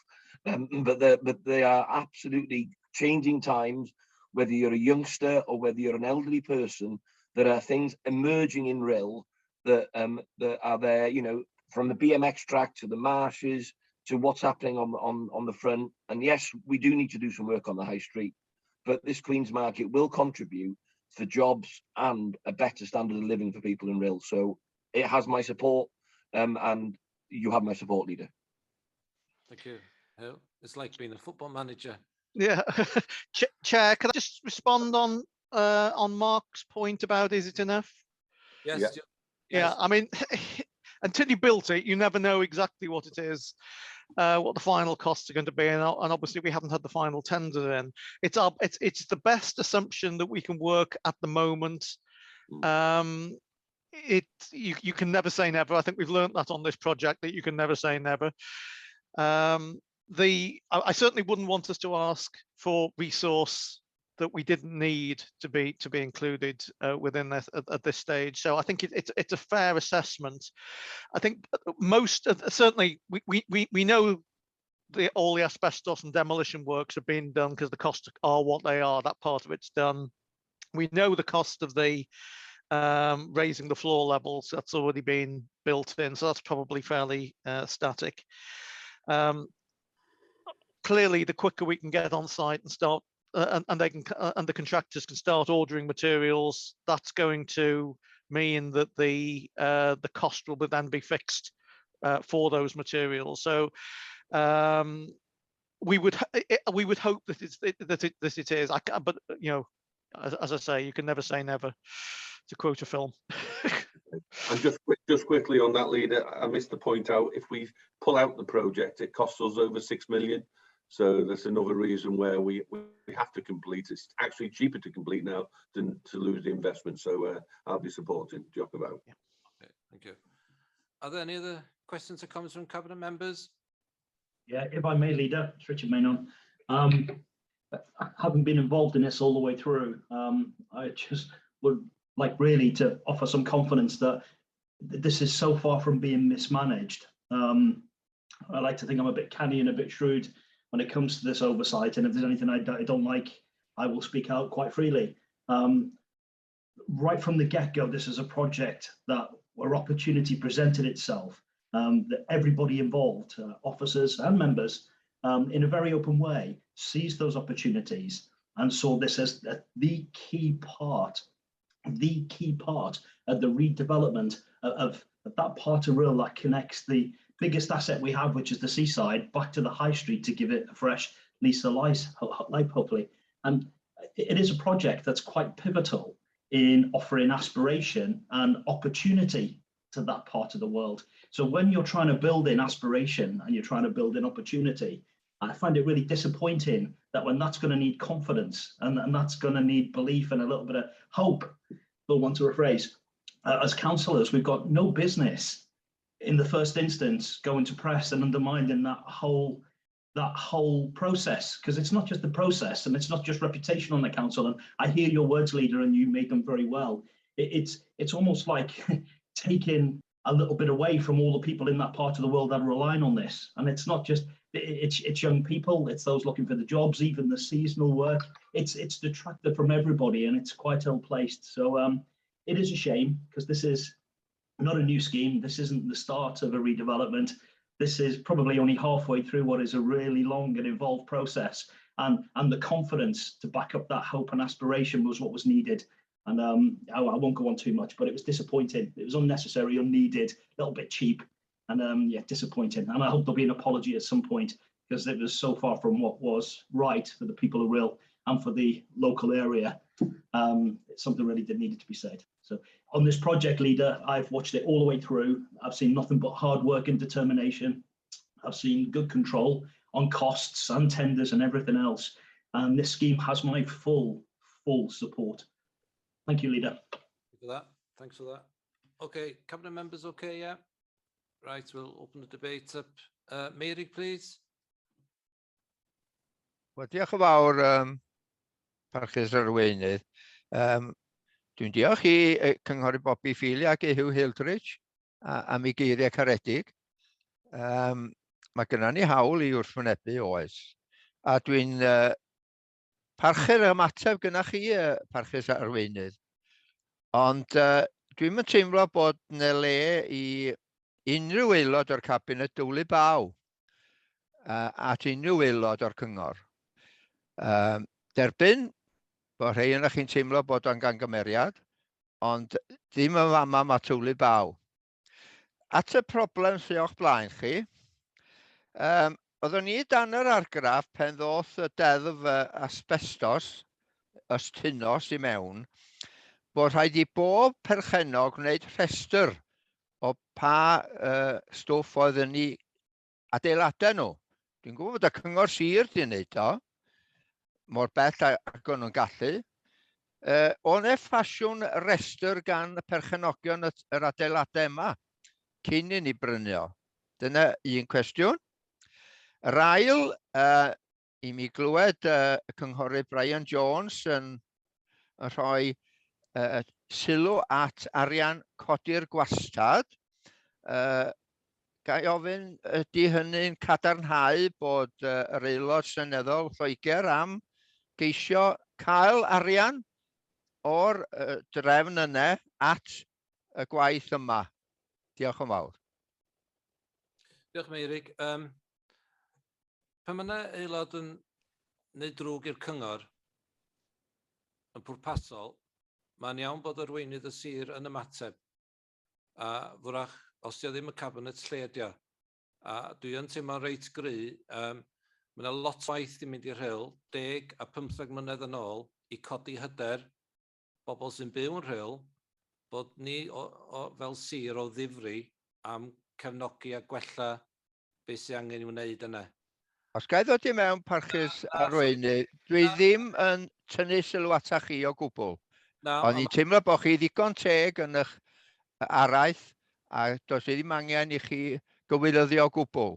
O'n i'm yn codi baw, o'n i jyst yn gwneud pwynt. Yn hollol, ddim atach chi oeddwn ni'n cyfeirio. Dwi'n meddwl bod o'n deg bod ni yn codi'r pwynt yna, a sydd ddim angen iddo fo rili. Fel sir, da ni'n agored i trafodaeth efo pawb, bob peth ar hyd yr amser. So dyna Siom oedd o mwy na ddim byd, Meirig. Mr. Cadeirydd, point of order. Can I just ask? Did you want me to respond to Merrick's question on the Levelling Up Fund? Adroddiad, Meirig, wan, neu ni'n mynd i colli'r lots of yma. Point of order, Mr. Cadeirydd, that's it, right? Sorry, Hugh? A point of order. I just want to. Yeah. In terms of your question on the Levelling Up Fund, you may remember, I don't know whether you were present on the bid that we submitted for Levelling Up Fund included an element for enhancement at the Queen's buildings. There's a level of sort of basic external works that are included within the scheme, but we really, in an ideal world, would want to improve on that. And therefore, part of the bid was in relation to that. So it's not going towards the asbestos cost or anything like that. That wouldn't be eligible. It's purely in respect of additionality to improve the visual appearance on the outside, landscaping and things like that. Diolch yn fawr iawn. Eric, Hugh, did you want to come back, Hugh? Yeah, I'd like to come back if I may. Just Mr. Mayor Lloyd Davis. He claims that cabinet members are throwing muck. Can he clarify what he means by that, please? Because I'm not sure exactly what muck was thrown. I may have missed that. No, Hugh, we don't want a further debate. We've made our points. Meirig had the perception that we were not fair or raising issues as a cabinet which we shouldn't have done. Point has been made.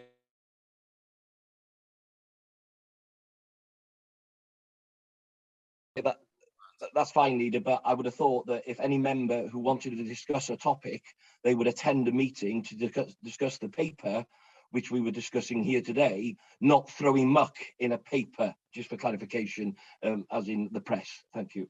Of course. Thank you for that. Okay, I'm going to non-cabinet members now. Yeah, my hand's still up. Yeah, sorry about this. I want to make the point again. I want to make the point again here. Yeah, that member was out of order and it needs putting in no uncertain terms, out of order, facts not correct, not just on the Queen's Market, on other items as well, and that needs to be hammered in stone down. And once again, I hope the Democratic reporters are listening to this and put it in print, because it's wrong. We're taking stick as cabinet members, Tony and myself in RHYL, over false information that a member's been left to get away with misquoting. It's out of order, and his party shouldn't be trying to come on here defending him. No. Well, the point has been made, Brian. Thanks for sharing that. We need to stick to the recommendations required in the report, and I'll stick with non-cabinet members now. Joan, please. Joan Butterfield. Thank you, Leader. And I want to thank you for your opening remarks on the debate on this particular issue. I thought it was well made, and hopefully it does go and really goes to the right person. Mine really isn't a question. It really is just something that I feel I have to say, Leader. And I've got to say that the Queen's Market is pivotal to the regeneration of RHYL. And Denbighshire County Council have moved forward, putting the regeneration programme at the top of their agenda. And it's so much appreciated. RHYL has changed beyond belief. And it's not just something that we as RHYL members imagine. I do appreciate all the remarks that have been made about the regeneration by the Cabinet members. It has changed, absolutely. And the residents of RHYL are appreciative of what has happened on the prom and other areas, obviously, in RHYL, on the changes over the years. And they're certainly looking forward to this major programme of work. It really is, and it is going to be the jewel in the crown, I believe. It is the first part of regeneration that will benefit not just it's nothing to do with the tourism. This is to benefit the residents of RHYL and the county. And so I and the residents of RHYL are looking forward to this moving on to its finish. And I do thank Denbighshire County Council for keeping to the agenda and keeping RHYL regeneration at the top of their programme of work. It's been a long, hard slog for all the members of this council, and certainly is appreciated the support that we've had from all the councillors throughout the whole of the county.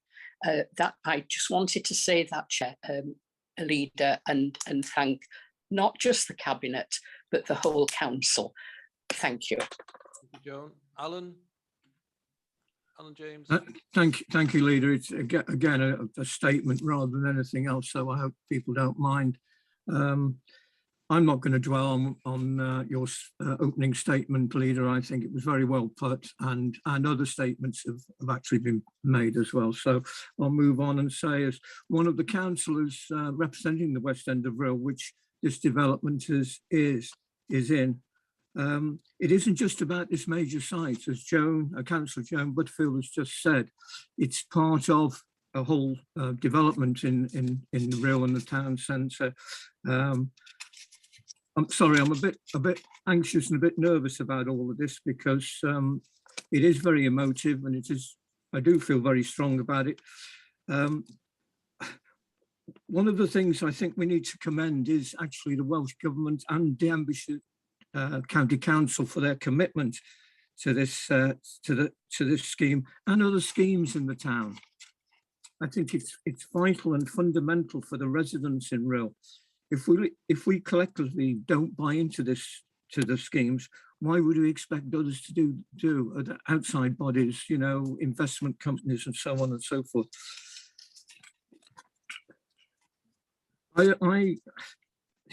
There is a real buzz from the residents in the town about what they see, and they can actually see these developments taking place and the commitment that the council, Welsh Government and others are making to the town, and the focus that's going on in the town.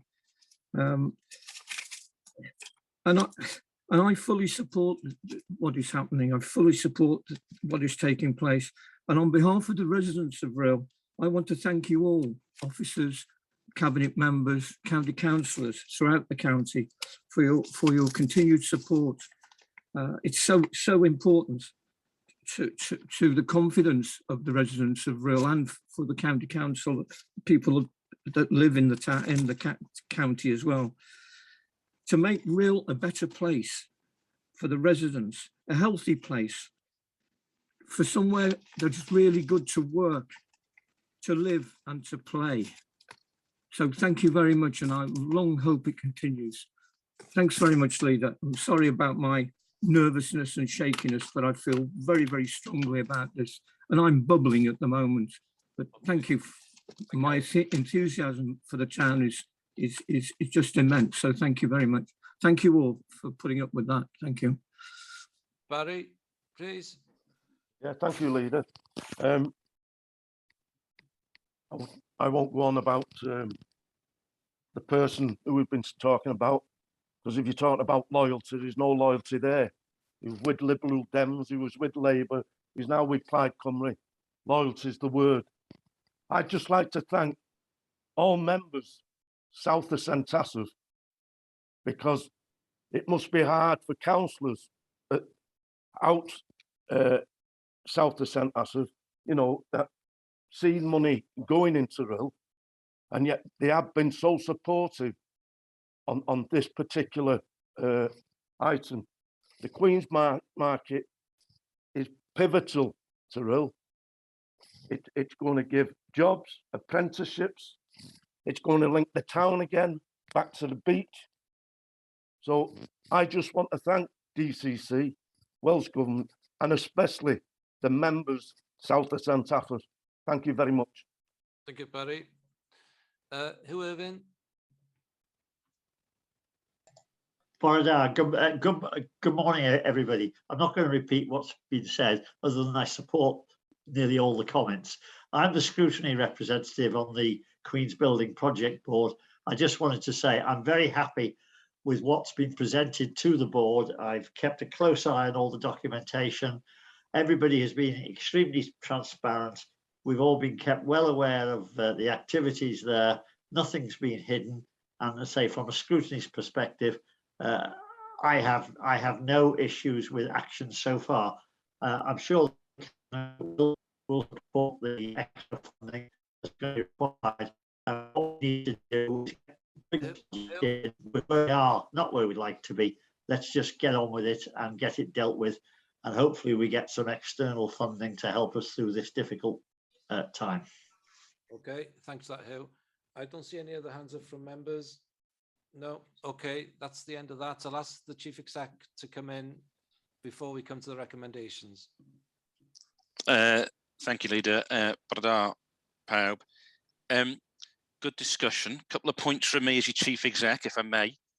One is, I'll remind everybody of the 5 principles that we've introduced and the 4 values, and those 4 values of unity, pride, integrity and respect, and we'd like to all try and adhere to those where we can, clearly. So I just thought I'd say that. In terms of thank everyone for members for their words of support to officers. We take on some difficult projects. We need to be brave when we do that. And sometimes we get a little bit blown off course. Some things come along that we weren't expecting, but we hold our nerve and we complete the project for the benefit of the towns and for the council. So I'd like to thank members for their support for officers. Personally, I'd like to say that I'm very proud of the regeneration work that we've done in RHYL as well as your Chief Executive. I'm happy to discuss our approach to regeneration in RHYL with any member in the council. More than happy to do that at any time. So there's an open offer to all members, and that can include a visit to RHYL. More than happy to do that, and we can have a walk around and look at some of the very good work that goes on. There are many more projects in the pipeline as well, due to start, including Queen's Buildings. There's still more to do, of course, and I'm very excited about the potential of those projects and the potential for Queen's Building and the way that many members have said that. Of course, there's a lot more to do, and I think there's a lot more to do, including supporting some of the those that are in deprivation in RHYL. So it's not all about building new buildings, and I think we understand that, and there's some good work being done there. So I just want to say that as well. But I'm very optimistic about the future of RHYL, and I'm really, really happy to hear a lot of members from across the piece say that as well, because that's an important part of any regeneration scheme, is to have confidence in what we're doing. So I'd like to thank everyone for their discussion today, and obviously now you've got to go to Cabinet to vote on the proposal. But thank you, Leader. Diolch yn fawr. Thank you, Arthur Graham. And as Graham said, it was a good conversation. I did have to make the point I felt at the beginning, but I don't want to take away from the recommendation that's required on this very important project. So I'll move on to the recommendation now. You, Leader, can I just briefly come in before you finish?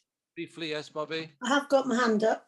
I agree with what you've all been saying about the regeneration of RHYL and how much the council has done, but I just don't want to leave without referring to DLL and what they have done in RHYL, whether it be SC2 1891, the improvements to the RHYL pavilion and the Skyflyer balloon that's going to be coming soon. They have been part of this regeneration and made spectacular improvements across the front in RHYL, and I didn't want to leave the subject without referring to them. Thank you, Bobby, and for the gentle reminder. I should have mentioned that myself, but of course they've been key on elements of the prom, which is clear to see now. So thank you for that gentle reminder, Bobby. Okay, I'll come to the recommendation that Cabinet approves the updated business case and the allocation of additional funding to the project as detailed in sections 6 and 9. And I move that recommendation. Julian, second it. Is everybody in agreement? Is there anybody against? No, no one against. Okay, thank you for your support on that, and that's been moved. Okay, do you want a 10 minutes break?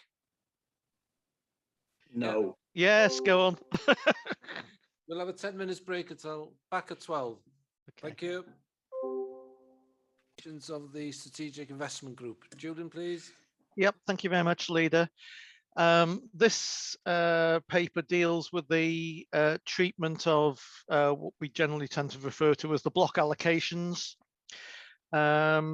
We generally use the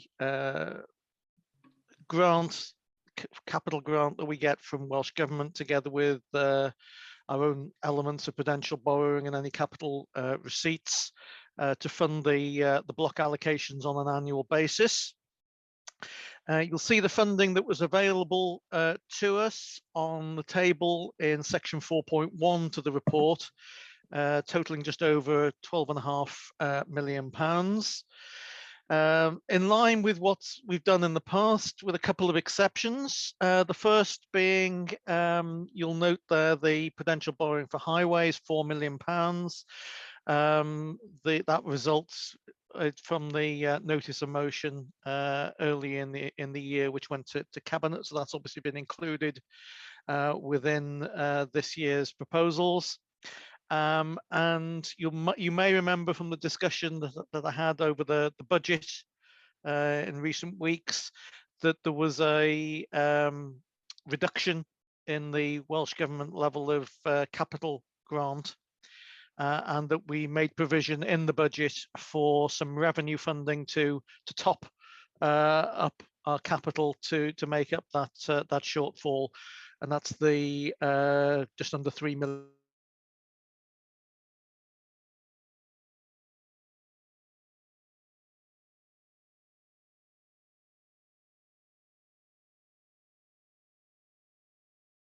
Yeah, you're fine, Julian. Yeah, okay. Everyone's back. Okay, everybody. Okay. Yeah, okay. Well, everybody wave at me if I suddenly disappear. So we've got around about £12.5 million to allocate. Strategic Investment Group looked at the bids, which generally had been submitted in line with what had happened in the last couple of years. And the recommendations that you'll see are in Appendix 1 to your packs. So you'll see there, most of it is from the council funds.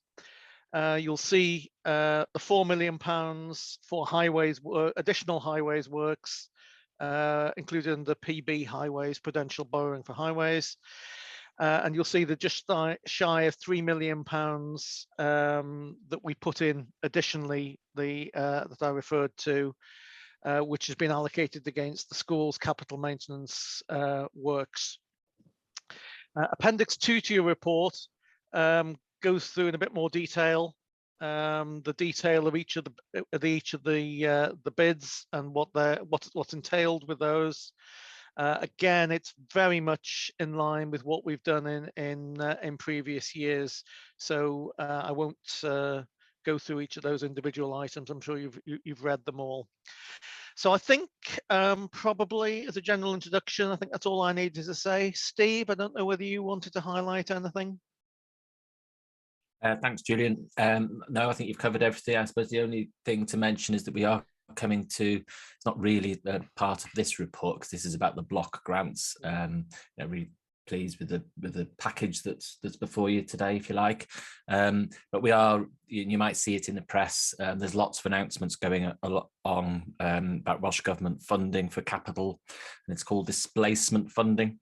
So we'll be working hard in the background to make sure that we maximise all those income streams that we need to carry forward into next year. But obviously with the election, it's likely that we'll bring a report back in June. Just to summarise everything that's happened over these coming months. It happened last year and it's likely to happen again. We've already seen the start of it, so we will summarise all that at a later time and bring it to Cabinet just so you're clear what funding has come in and what the proposals are for it.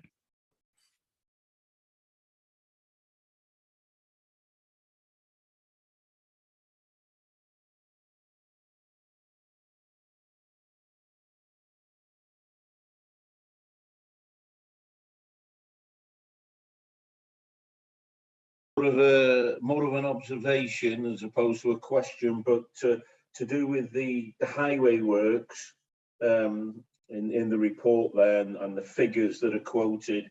The brief description is improvements of roads and bridges, and the sort of point I wanted to make was going forward, bearing in mind what's happened with the Llanelch Bridge. We've obviously got a bridge engineer.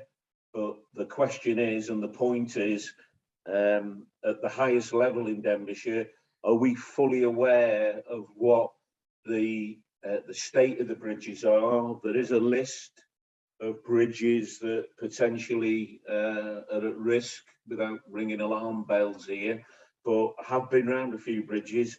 I know that there are bridges that are on a watch list, a watch list. So my point is, would it be prudent in the next council to drill down a little bit more on that to find out exactly, what is the position with our bridges? Some of them, as we know, built for horse and carts. Now they're taking 40-ton vehicles and all sorts of agricultural stuff, certainly in the rural areas. I think it'd be prudent to do some sort of more in-depth work to fully understand what might be lurking in the background in respect of bridges, repairs, and I'm loath to say it, another Llanelch Bridge episode. Thank you, Brian. I'm sure that a survey has been done of all bridges. Yeah. Chair, if I can just respond, if I direct Brian towards the Appendix 2, which gives a little bit more detail in terms of what's actually covered. I appreciate the one-line one probably doesn't do it justice. There's, as I say, in addition to the 4 million additional capital expenditure, there's a 710,000 block allocation for structural and other repairs, which includes normal bridge type stuff. And there's also a £403,000 allocation for bridges specifically, which is the 6th year of the 10-year plan that we actually started, obviously 6 years ago now, to actually look at all of our bridges. In terms of your question, Brian, that survey was carried out 6 years ago. Whether it needs updating, I don't know. You would obviously be in a better position than myself to comment on that. But at that stage, there was a 10-year plan drawn up, and we're now over halfway through carrying out the works that were identified as a result of that survey. Yeah, and I accept that. I suppose the point I'm making is that if we drill down a little bit more on that now, and I appreciate the funds that are marked there in the report, but we should try and understand what is the potential, what is there high risk more than just on a watch list, so that we know, because with the Llanelch Bridge, we can see the fallout from that and the sums of money involved. I suppose in some respects, I'm the sort of person that would like to know from our experts within the council, what is the likelihood of certain bridges causing us a problem? So at least we know we're not going to get caught cold. Probably a bad example, RHYDD Bridge, single lane traffic on that. Looked at that, and it must be 3 years ago now. Mainly a cast iron construction there. There is a deterioration, an ongoing deterioration, and at some point, whether it's in our lifetime, that bridge won't be able to use for traffic. Now, the obvious answer might be, well, no big deal, we've got a bypass, and that's the end of it, like, you know, and it's just a pedestrian bridge. But anyway, I thought I'd make the point, won't labour it too much. Maybe we could commission something within our departments to come up with a little bit more of an update. As you say, 6 years in, what's the picture? Okay, thank you. Okay, thanks, Brian. I think it's a reasonable point to make, and I'm sure officers will take that on board, because it's as we've seen with the Llanach Bridge, it has a massive impact, doesn't it, on the community when a bridge is not working. So I'm sure Julian will take that on board and relay it back to officers to look into the works required.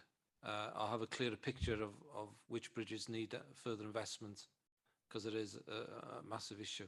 Steve, did you want to add to that as well? Thank you, Chair. Thank you, Leader. Yeah, I was just going to mention that what this report doesn't include is as part of the budget, we earmarked 300,000 for additional prudential borrowing to help just start the process of looking at these horizon scanning projects, and bridges is on that list of horizon scanning projects. So that's the first step, if you like. So 300 grand prudential borrowing, depending on the life of the assets, is about £5 million. So those will be coming through as individual projects rather than as part of this block grant process, and that's why it's not in this report. But they will obviously need to come before Cabinet and or Council, depending on the size of those projects. But there is funding there to start chipping away at that horizon scanning list of projects. Okay, thanks, Steve. That will cover some of the points raised by Brian there. That's helpful. Okay, any other points from Cabinet members? No. Okay, Meirig, please. Diolch yn fawr eto, parchus arweinydd. Hefyd, ga i ddiolch i Cynghorydd Brian Jones am godi problem pont Llanerch, Trefnant a Tremirchion, ac hefyd i Cynghorydd Julian Thompson Hill am ei ddatganiad ynglŷn ag prodiad 2. Ac i chitha hefyd, parchus arweinydd, am gofio am y broblem fawr sgynnan ni'n Llanerch, y bont yn Llanerch, ac bod chi'n barod i gadw mewn golwg ac i geisio cael gymaint o arian a gellwch chi i roi pont yn ei lle yr un sydd wedi golli. Diolch yn fawr iawn i chi gyd. Okay, diolch Meirig am hwnna. Are there any other questions from non-cabinet members? No? Okay, thank you, Julian. Can you come to the recommendation, please? Yes, of course. Recommendation 3.1. The Cabinet supports the project shown in Appendix 1 for inclusion in the 2022-2023 Capital Plan and recommends accordingly to full council. Thank you, Julian. That's been proposed. Is there a seconder? Mark, seconder. Everybody in agreement? Nobody against? Okay, thank you. That's been moved. And agenda item 10, finance reports, please, Julian. Okay, thank you very much. Obviously, we're getting towards the end of the financial year now, so positions are becoming a little bit clearer in terms of what we're likely to be facing by year end. The projected overspend, as you'll see in the report, has reduced slightly from what I was reporting last month down to just over £1.5 million. We continue to claim as appropriate from the Welsh Government Hardship Fund, although I'd remind obviously that this comes to an end at the end of this financial year. In terms of corporate budgets, the usual three subjects I keep flagging up because they still remain items that we need to keep an eye on, which is the rate of council tax collection, take-up rate on council tax reduction scheme, and the non-teaching pay award, which still remains outstanding. In terms of schools budgets, you'll see that the credit balance has actually increased to just under £7 million, or the projection up to £7 million.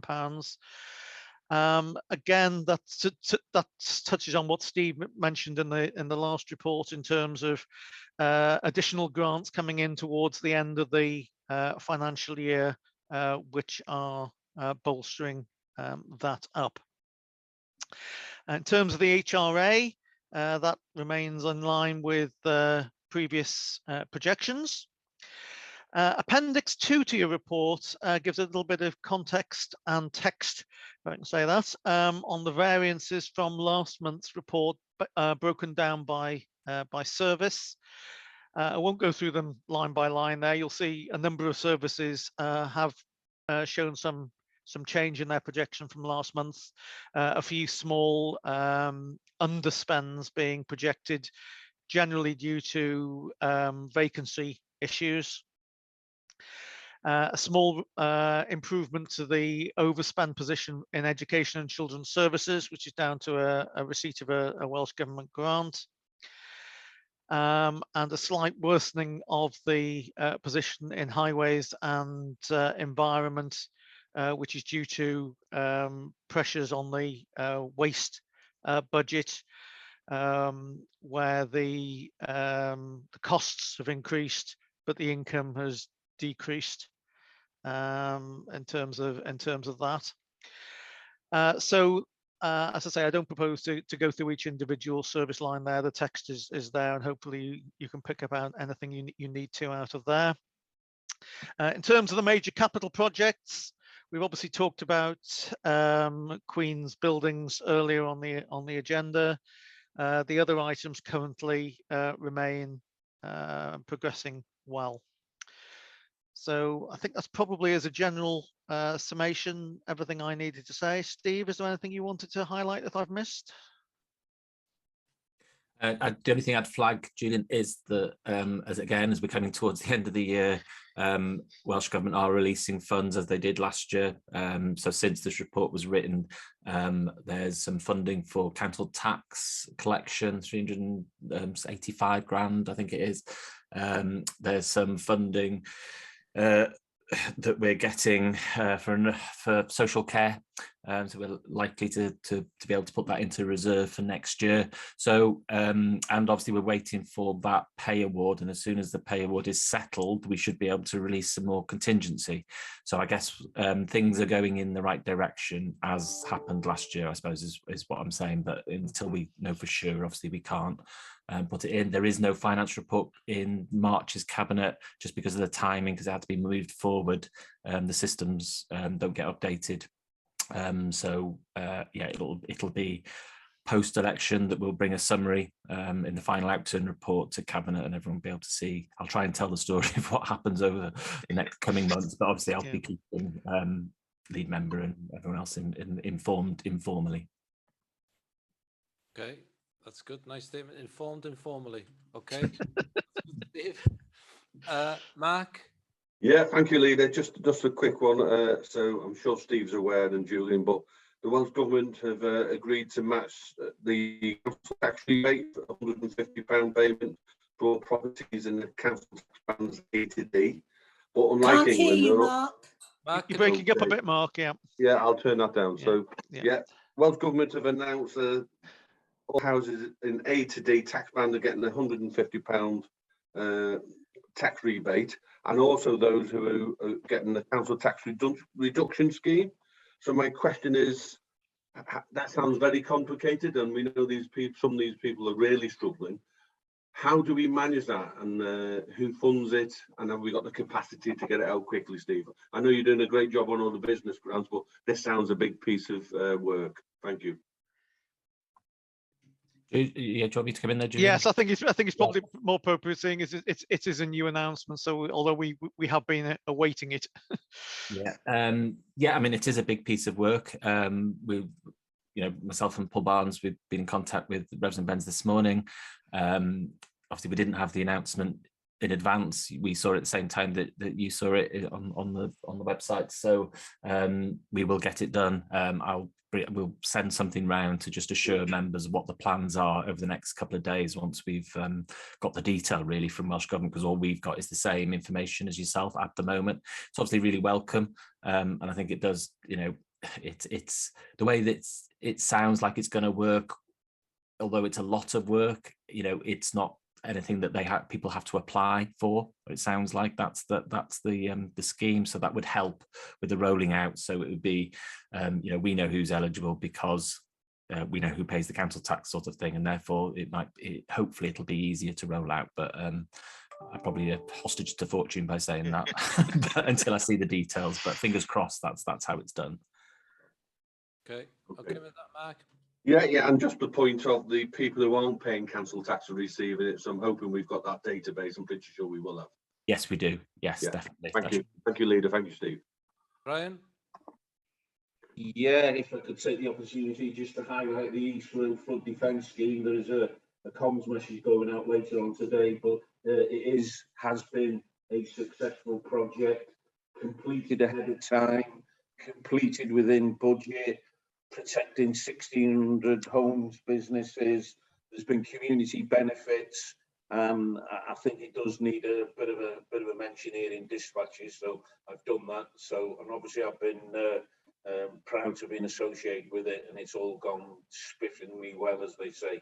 And a question for Steve on the capital highway spend. We have touched on this, Steve, but if you can just confirm up, there is another 700k, is it, that's going to be on the table for this financial year.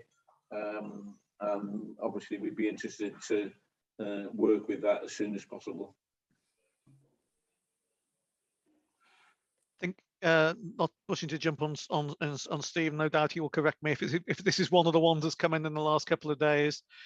I think it's one of the ones where we were just waiting for the official confirmation of the amount and how we were actually going to receive. Would anticipate this would be some of that displacement funding that Steve referred to, whereby we're obviously not going to be able to spend in the next 6 weeks or so probably £700,000. So we probably need to allocate the funding against work that's already been done and then roll forward our own budget into next year to carry it forward. Yeah, but it will go to capital highway spends. Yeah. If any grant which is for a specific purpose is automatically passported through, yes. I've got members ringing me up, Julian. I'm on a trip tomorrow looking at roads. You know, they'll be putting me under pressure. This information leaks out. So, good. Okay, thanks for that confirmation. Bobby?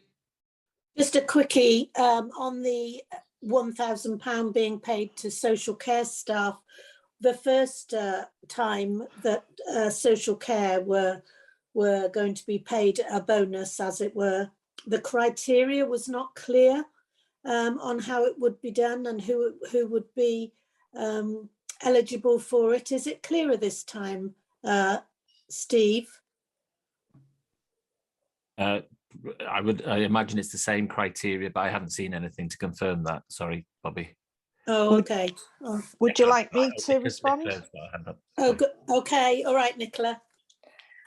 So believe it or not, Bobby, this is the third payment that Welsh Government have made to social care, and it's a different group. So it's a third different group. This payment is a retention payment for those who are already working in social care, but it's for those who will be beneficiaries of the real living wage when that real living wage is passed through from Welsh Government through local authorities to employees in April.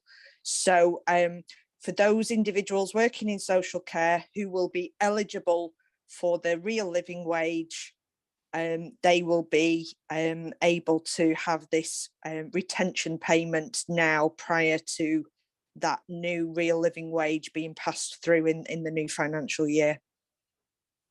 So it will benefit those already who are going to who receive that, but not those who perhaps won't receive that. So for it those might who work cause- in the sector, sort of, cook or maintenance, people who work within social care, they will not be eligible because they are not registered as social care workers, and therefore they would not be eligible for the real living wage and therefore not eligible for this retainer payment. Right, okay, only I'm aware there was a certain amount of disappointment over the last 2 occasions for those who did and didn't get. And I thought possibly it might have been more streamlined and this time and taken everybody into account, but obviously not. Anyway, we must be grateful for everything in this day and age, I guess. And just a reminder, as the local authority, we will be facilitating this payment, but the payment is being made by Welsh Government. So yes, it's not a Denbighshire Council policy. This is a Welsh Government initiative. Loosely translated, we get the blame when there's any delays. Okay. You said that, Julian. Okay, that's fine. Okay with that, Bobby? Yeah. Thank you. Any other questions from cabinet members? No. Okay, Meirig, please. Diolch eto, parchus arweinydd. Gai ddiolch gyntaf i Cynghorydd Brian Jones am yn ddiweddaru ni ar hanes y morglawdd yn yr Rhyl. Achos wrth gwrs, petai'r storm fawr a'r môr ddod drosodd a llifo dros y tir, mae o'n beryg o gyrraedd Bodolwyddan yn dydi. Tudalen 175, da ni'n cyfeirio at be ddedodd y trysorydd Steve Gadd. A yw pethau'n gwella gyda ceisiadau cynllunio a rheoliadau adeiladu ynglyn â arian yn dod i mewn, achos mae pethau weld yn symud yn yr adran yna. So allar a gadarnhau hynny, a wedyn neidio i tudalen 179, atodiad 4 ar eich tir chi mae o, parchus arweinydd. Be di'r sefyllfa wan hefo ysgol Llanfair Dyffryn Clwyd, ac os na ddyddiad pryd fyddwn ni'n cael peth wedi dod i ben, dwi'n meddwl bod na ddiddordeb wedi i'w ddangos yn yr hen ysgol, ond mae hwn i weld yn dal pethau fyny. Diolch yn fawr. Diolch, Meirig. Na i ateb y cwestiwn cyntaf am bod yn lleol. Mae yna grŵp lleol yn trio gweithio rhyw prosiect sy'n mynd i fod yn cynaliadwy i cymryd yr ysgol ymlaen. Di ddim mor hawdd o hynny, a mae yna lot o waith i mynd i fewn iddo fo. Ond hefyd maen nhw mewn trafodaeth efo'r sir, yn cadw'r sir yn gwybod beth sy'n mynd ymlaen yna, felly so mae yna trafodaethau mynd rhwng sir a'r pwyllgor lleol i trio wneud rhywbeth efo'r hen ysgol, ond sy'n ddim byd mawr wedi digwydd eto. Sori, torri mewn. Os o beth i digwydd ynglyn â methu dod ei ben hefo trosglwyddiad i'r ysgol newydd? Yn yr adroddiad mae'n deud bod pethau'n dal i sefyll ar y funud rhwng yr Eglwys yng Nghymru a'r sir. Yn ôl be dwi'n dall, ond wrach bod fi ddim cweit yn iawn, ond yn ôl be dwi'n dall, mae'r Eglwys wedi rhoid y safle na'r ysgol yn ôl i'r sir. O, di'r adroddiad ddim yn deud hynny, ar funud. Dyna beth dwi'n meddwl sydd wedi digwydd, ond wrach llefyd yn ôl at ti ar hynny, Meirig. Ie, popeth yn iawn. Jyst cefnogi chi dwi. Diolch yn mynd yna. Dwi'n meddwl dyna beth sydd wedi digwydd, ond bod mae'r pwyllgor lleol yma wan yn trio gweithio rhyw prosiect. A dderchog. I ffwrdd o'r sir. Na fo. Yr ail cwestiwn, Steve, income from, is there an increase income from planning? I can come in there if you want, Leader. Okay, Mark. Yeah, so yeah, obviously activity has increased, but separately, and you'll be pleased to hear that Emlyn and Gareth Roberts and Paul Mead working together how to increase income moving forward to make the service more sustainable. So that's a good piece of work and it's happening there. So jock and for the question. Okay, Meirig, diolch am hwnna. Okay, any more questions? No? Okay, Julian, can you come to recommendation, please? Yes, of course. In that case, recommendation 3.1, that members note the budget set for 21-22 and progress against the agreed strategy. Okay, that's been moved. Is there a seconder? That's Tony. Everybody in agreement? Nobody? Yeah. Yeah, that's fine. Thank you. And the last agenda item is the Cabinet's forward work plan Gary, could you just take us through this, please? Yes, Leader. You'll see that on the 15th of March is the next Cabinet meeting. That's been rescheduled from the 22nd of March so that it can take place before the pre-election period begins on the 18th of March. There are a couple of changes. The North Wales Consultancy Framework item will now come in July, and there is an item from a scrutiny committee to come forward. You know that as a standing item on the Cabinet agenda is any items referred by scrutiny. And for March, the Performance Scrutiny Committee are submitting an item on the eradication of non-recyclable goods in school catering services, seeking Cabinet support to lobby Welsh Government in respect of that agenda. Good. Okay, that's good. Are there any comments from lead members on the forward work plan? No? Okay, thank you for that, Gary. And that brings you to the end of the meeting today. Meirig, sorry Meirig, os ti ddod i fewn? Just yn sydyn iawn, o'n i'm yn siŵr oeddech chi wedi methu rhif 7 sydd yn debyg iawn i rhif 6 pan oeddwn ni'n trafod y coed ac carbon. Wrach pas ar ysgrifennydd yn gallu helpu, ond o'n i'n meddwl bod ni wedi methu rhif 7. Meddwl bod ni yn ei... Mae gan eisiau datgan diddordeb am bod wrach fel mynd ar ofyn y sir ynglyn â rhif 7 nes ymlaen o 7 drwad felly. Dwi wedi trafod rhif 7. O, dyna fo, os da chi'n hapus. Diolch yn fawr. Wedi trafod.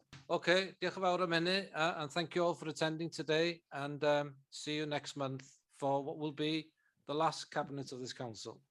Yep. Thank you. Diolch yn fawr. Thank you. Diolch yn fawr.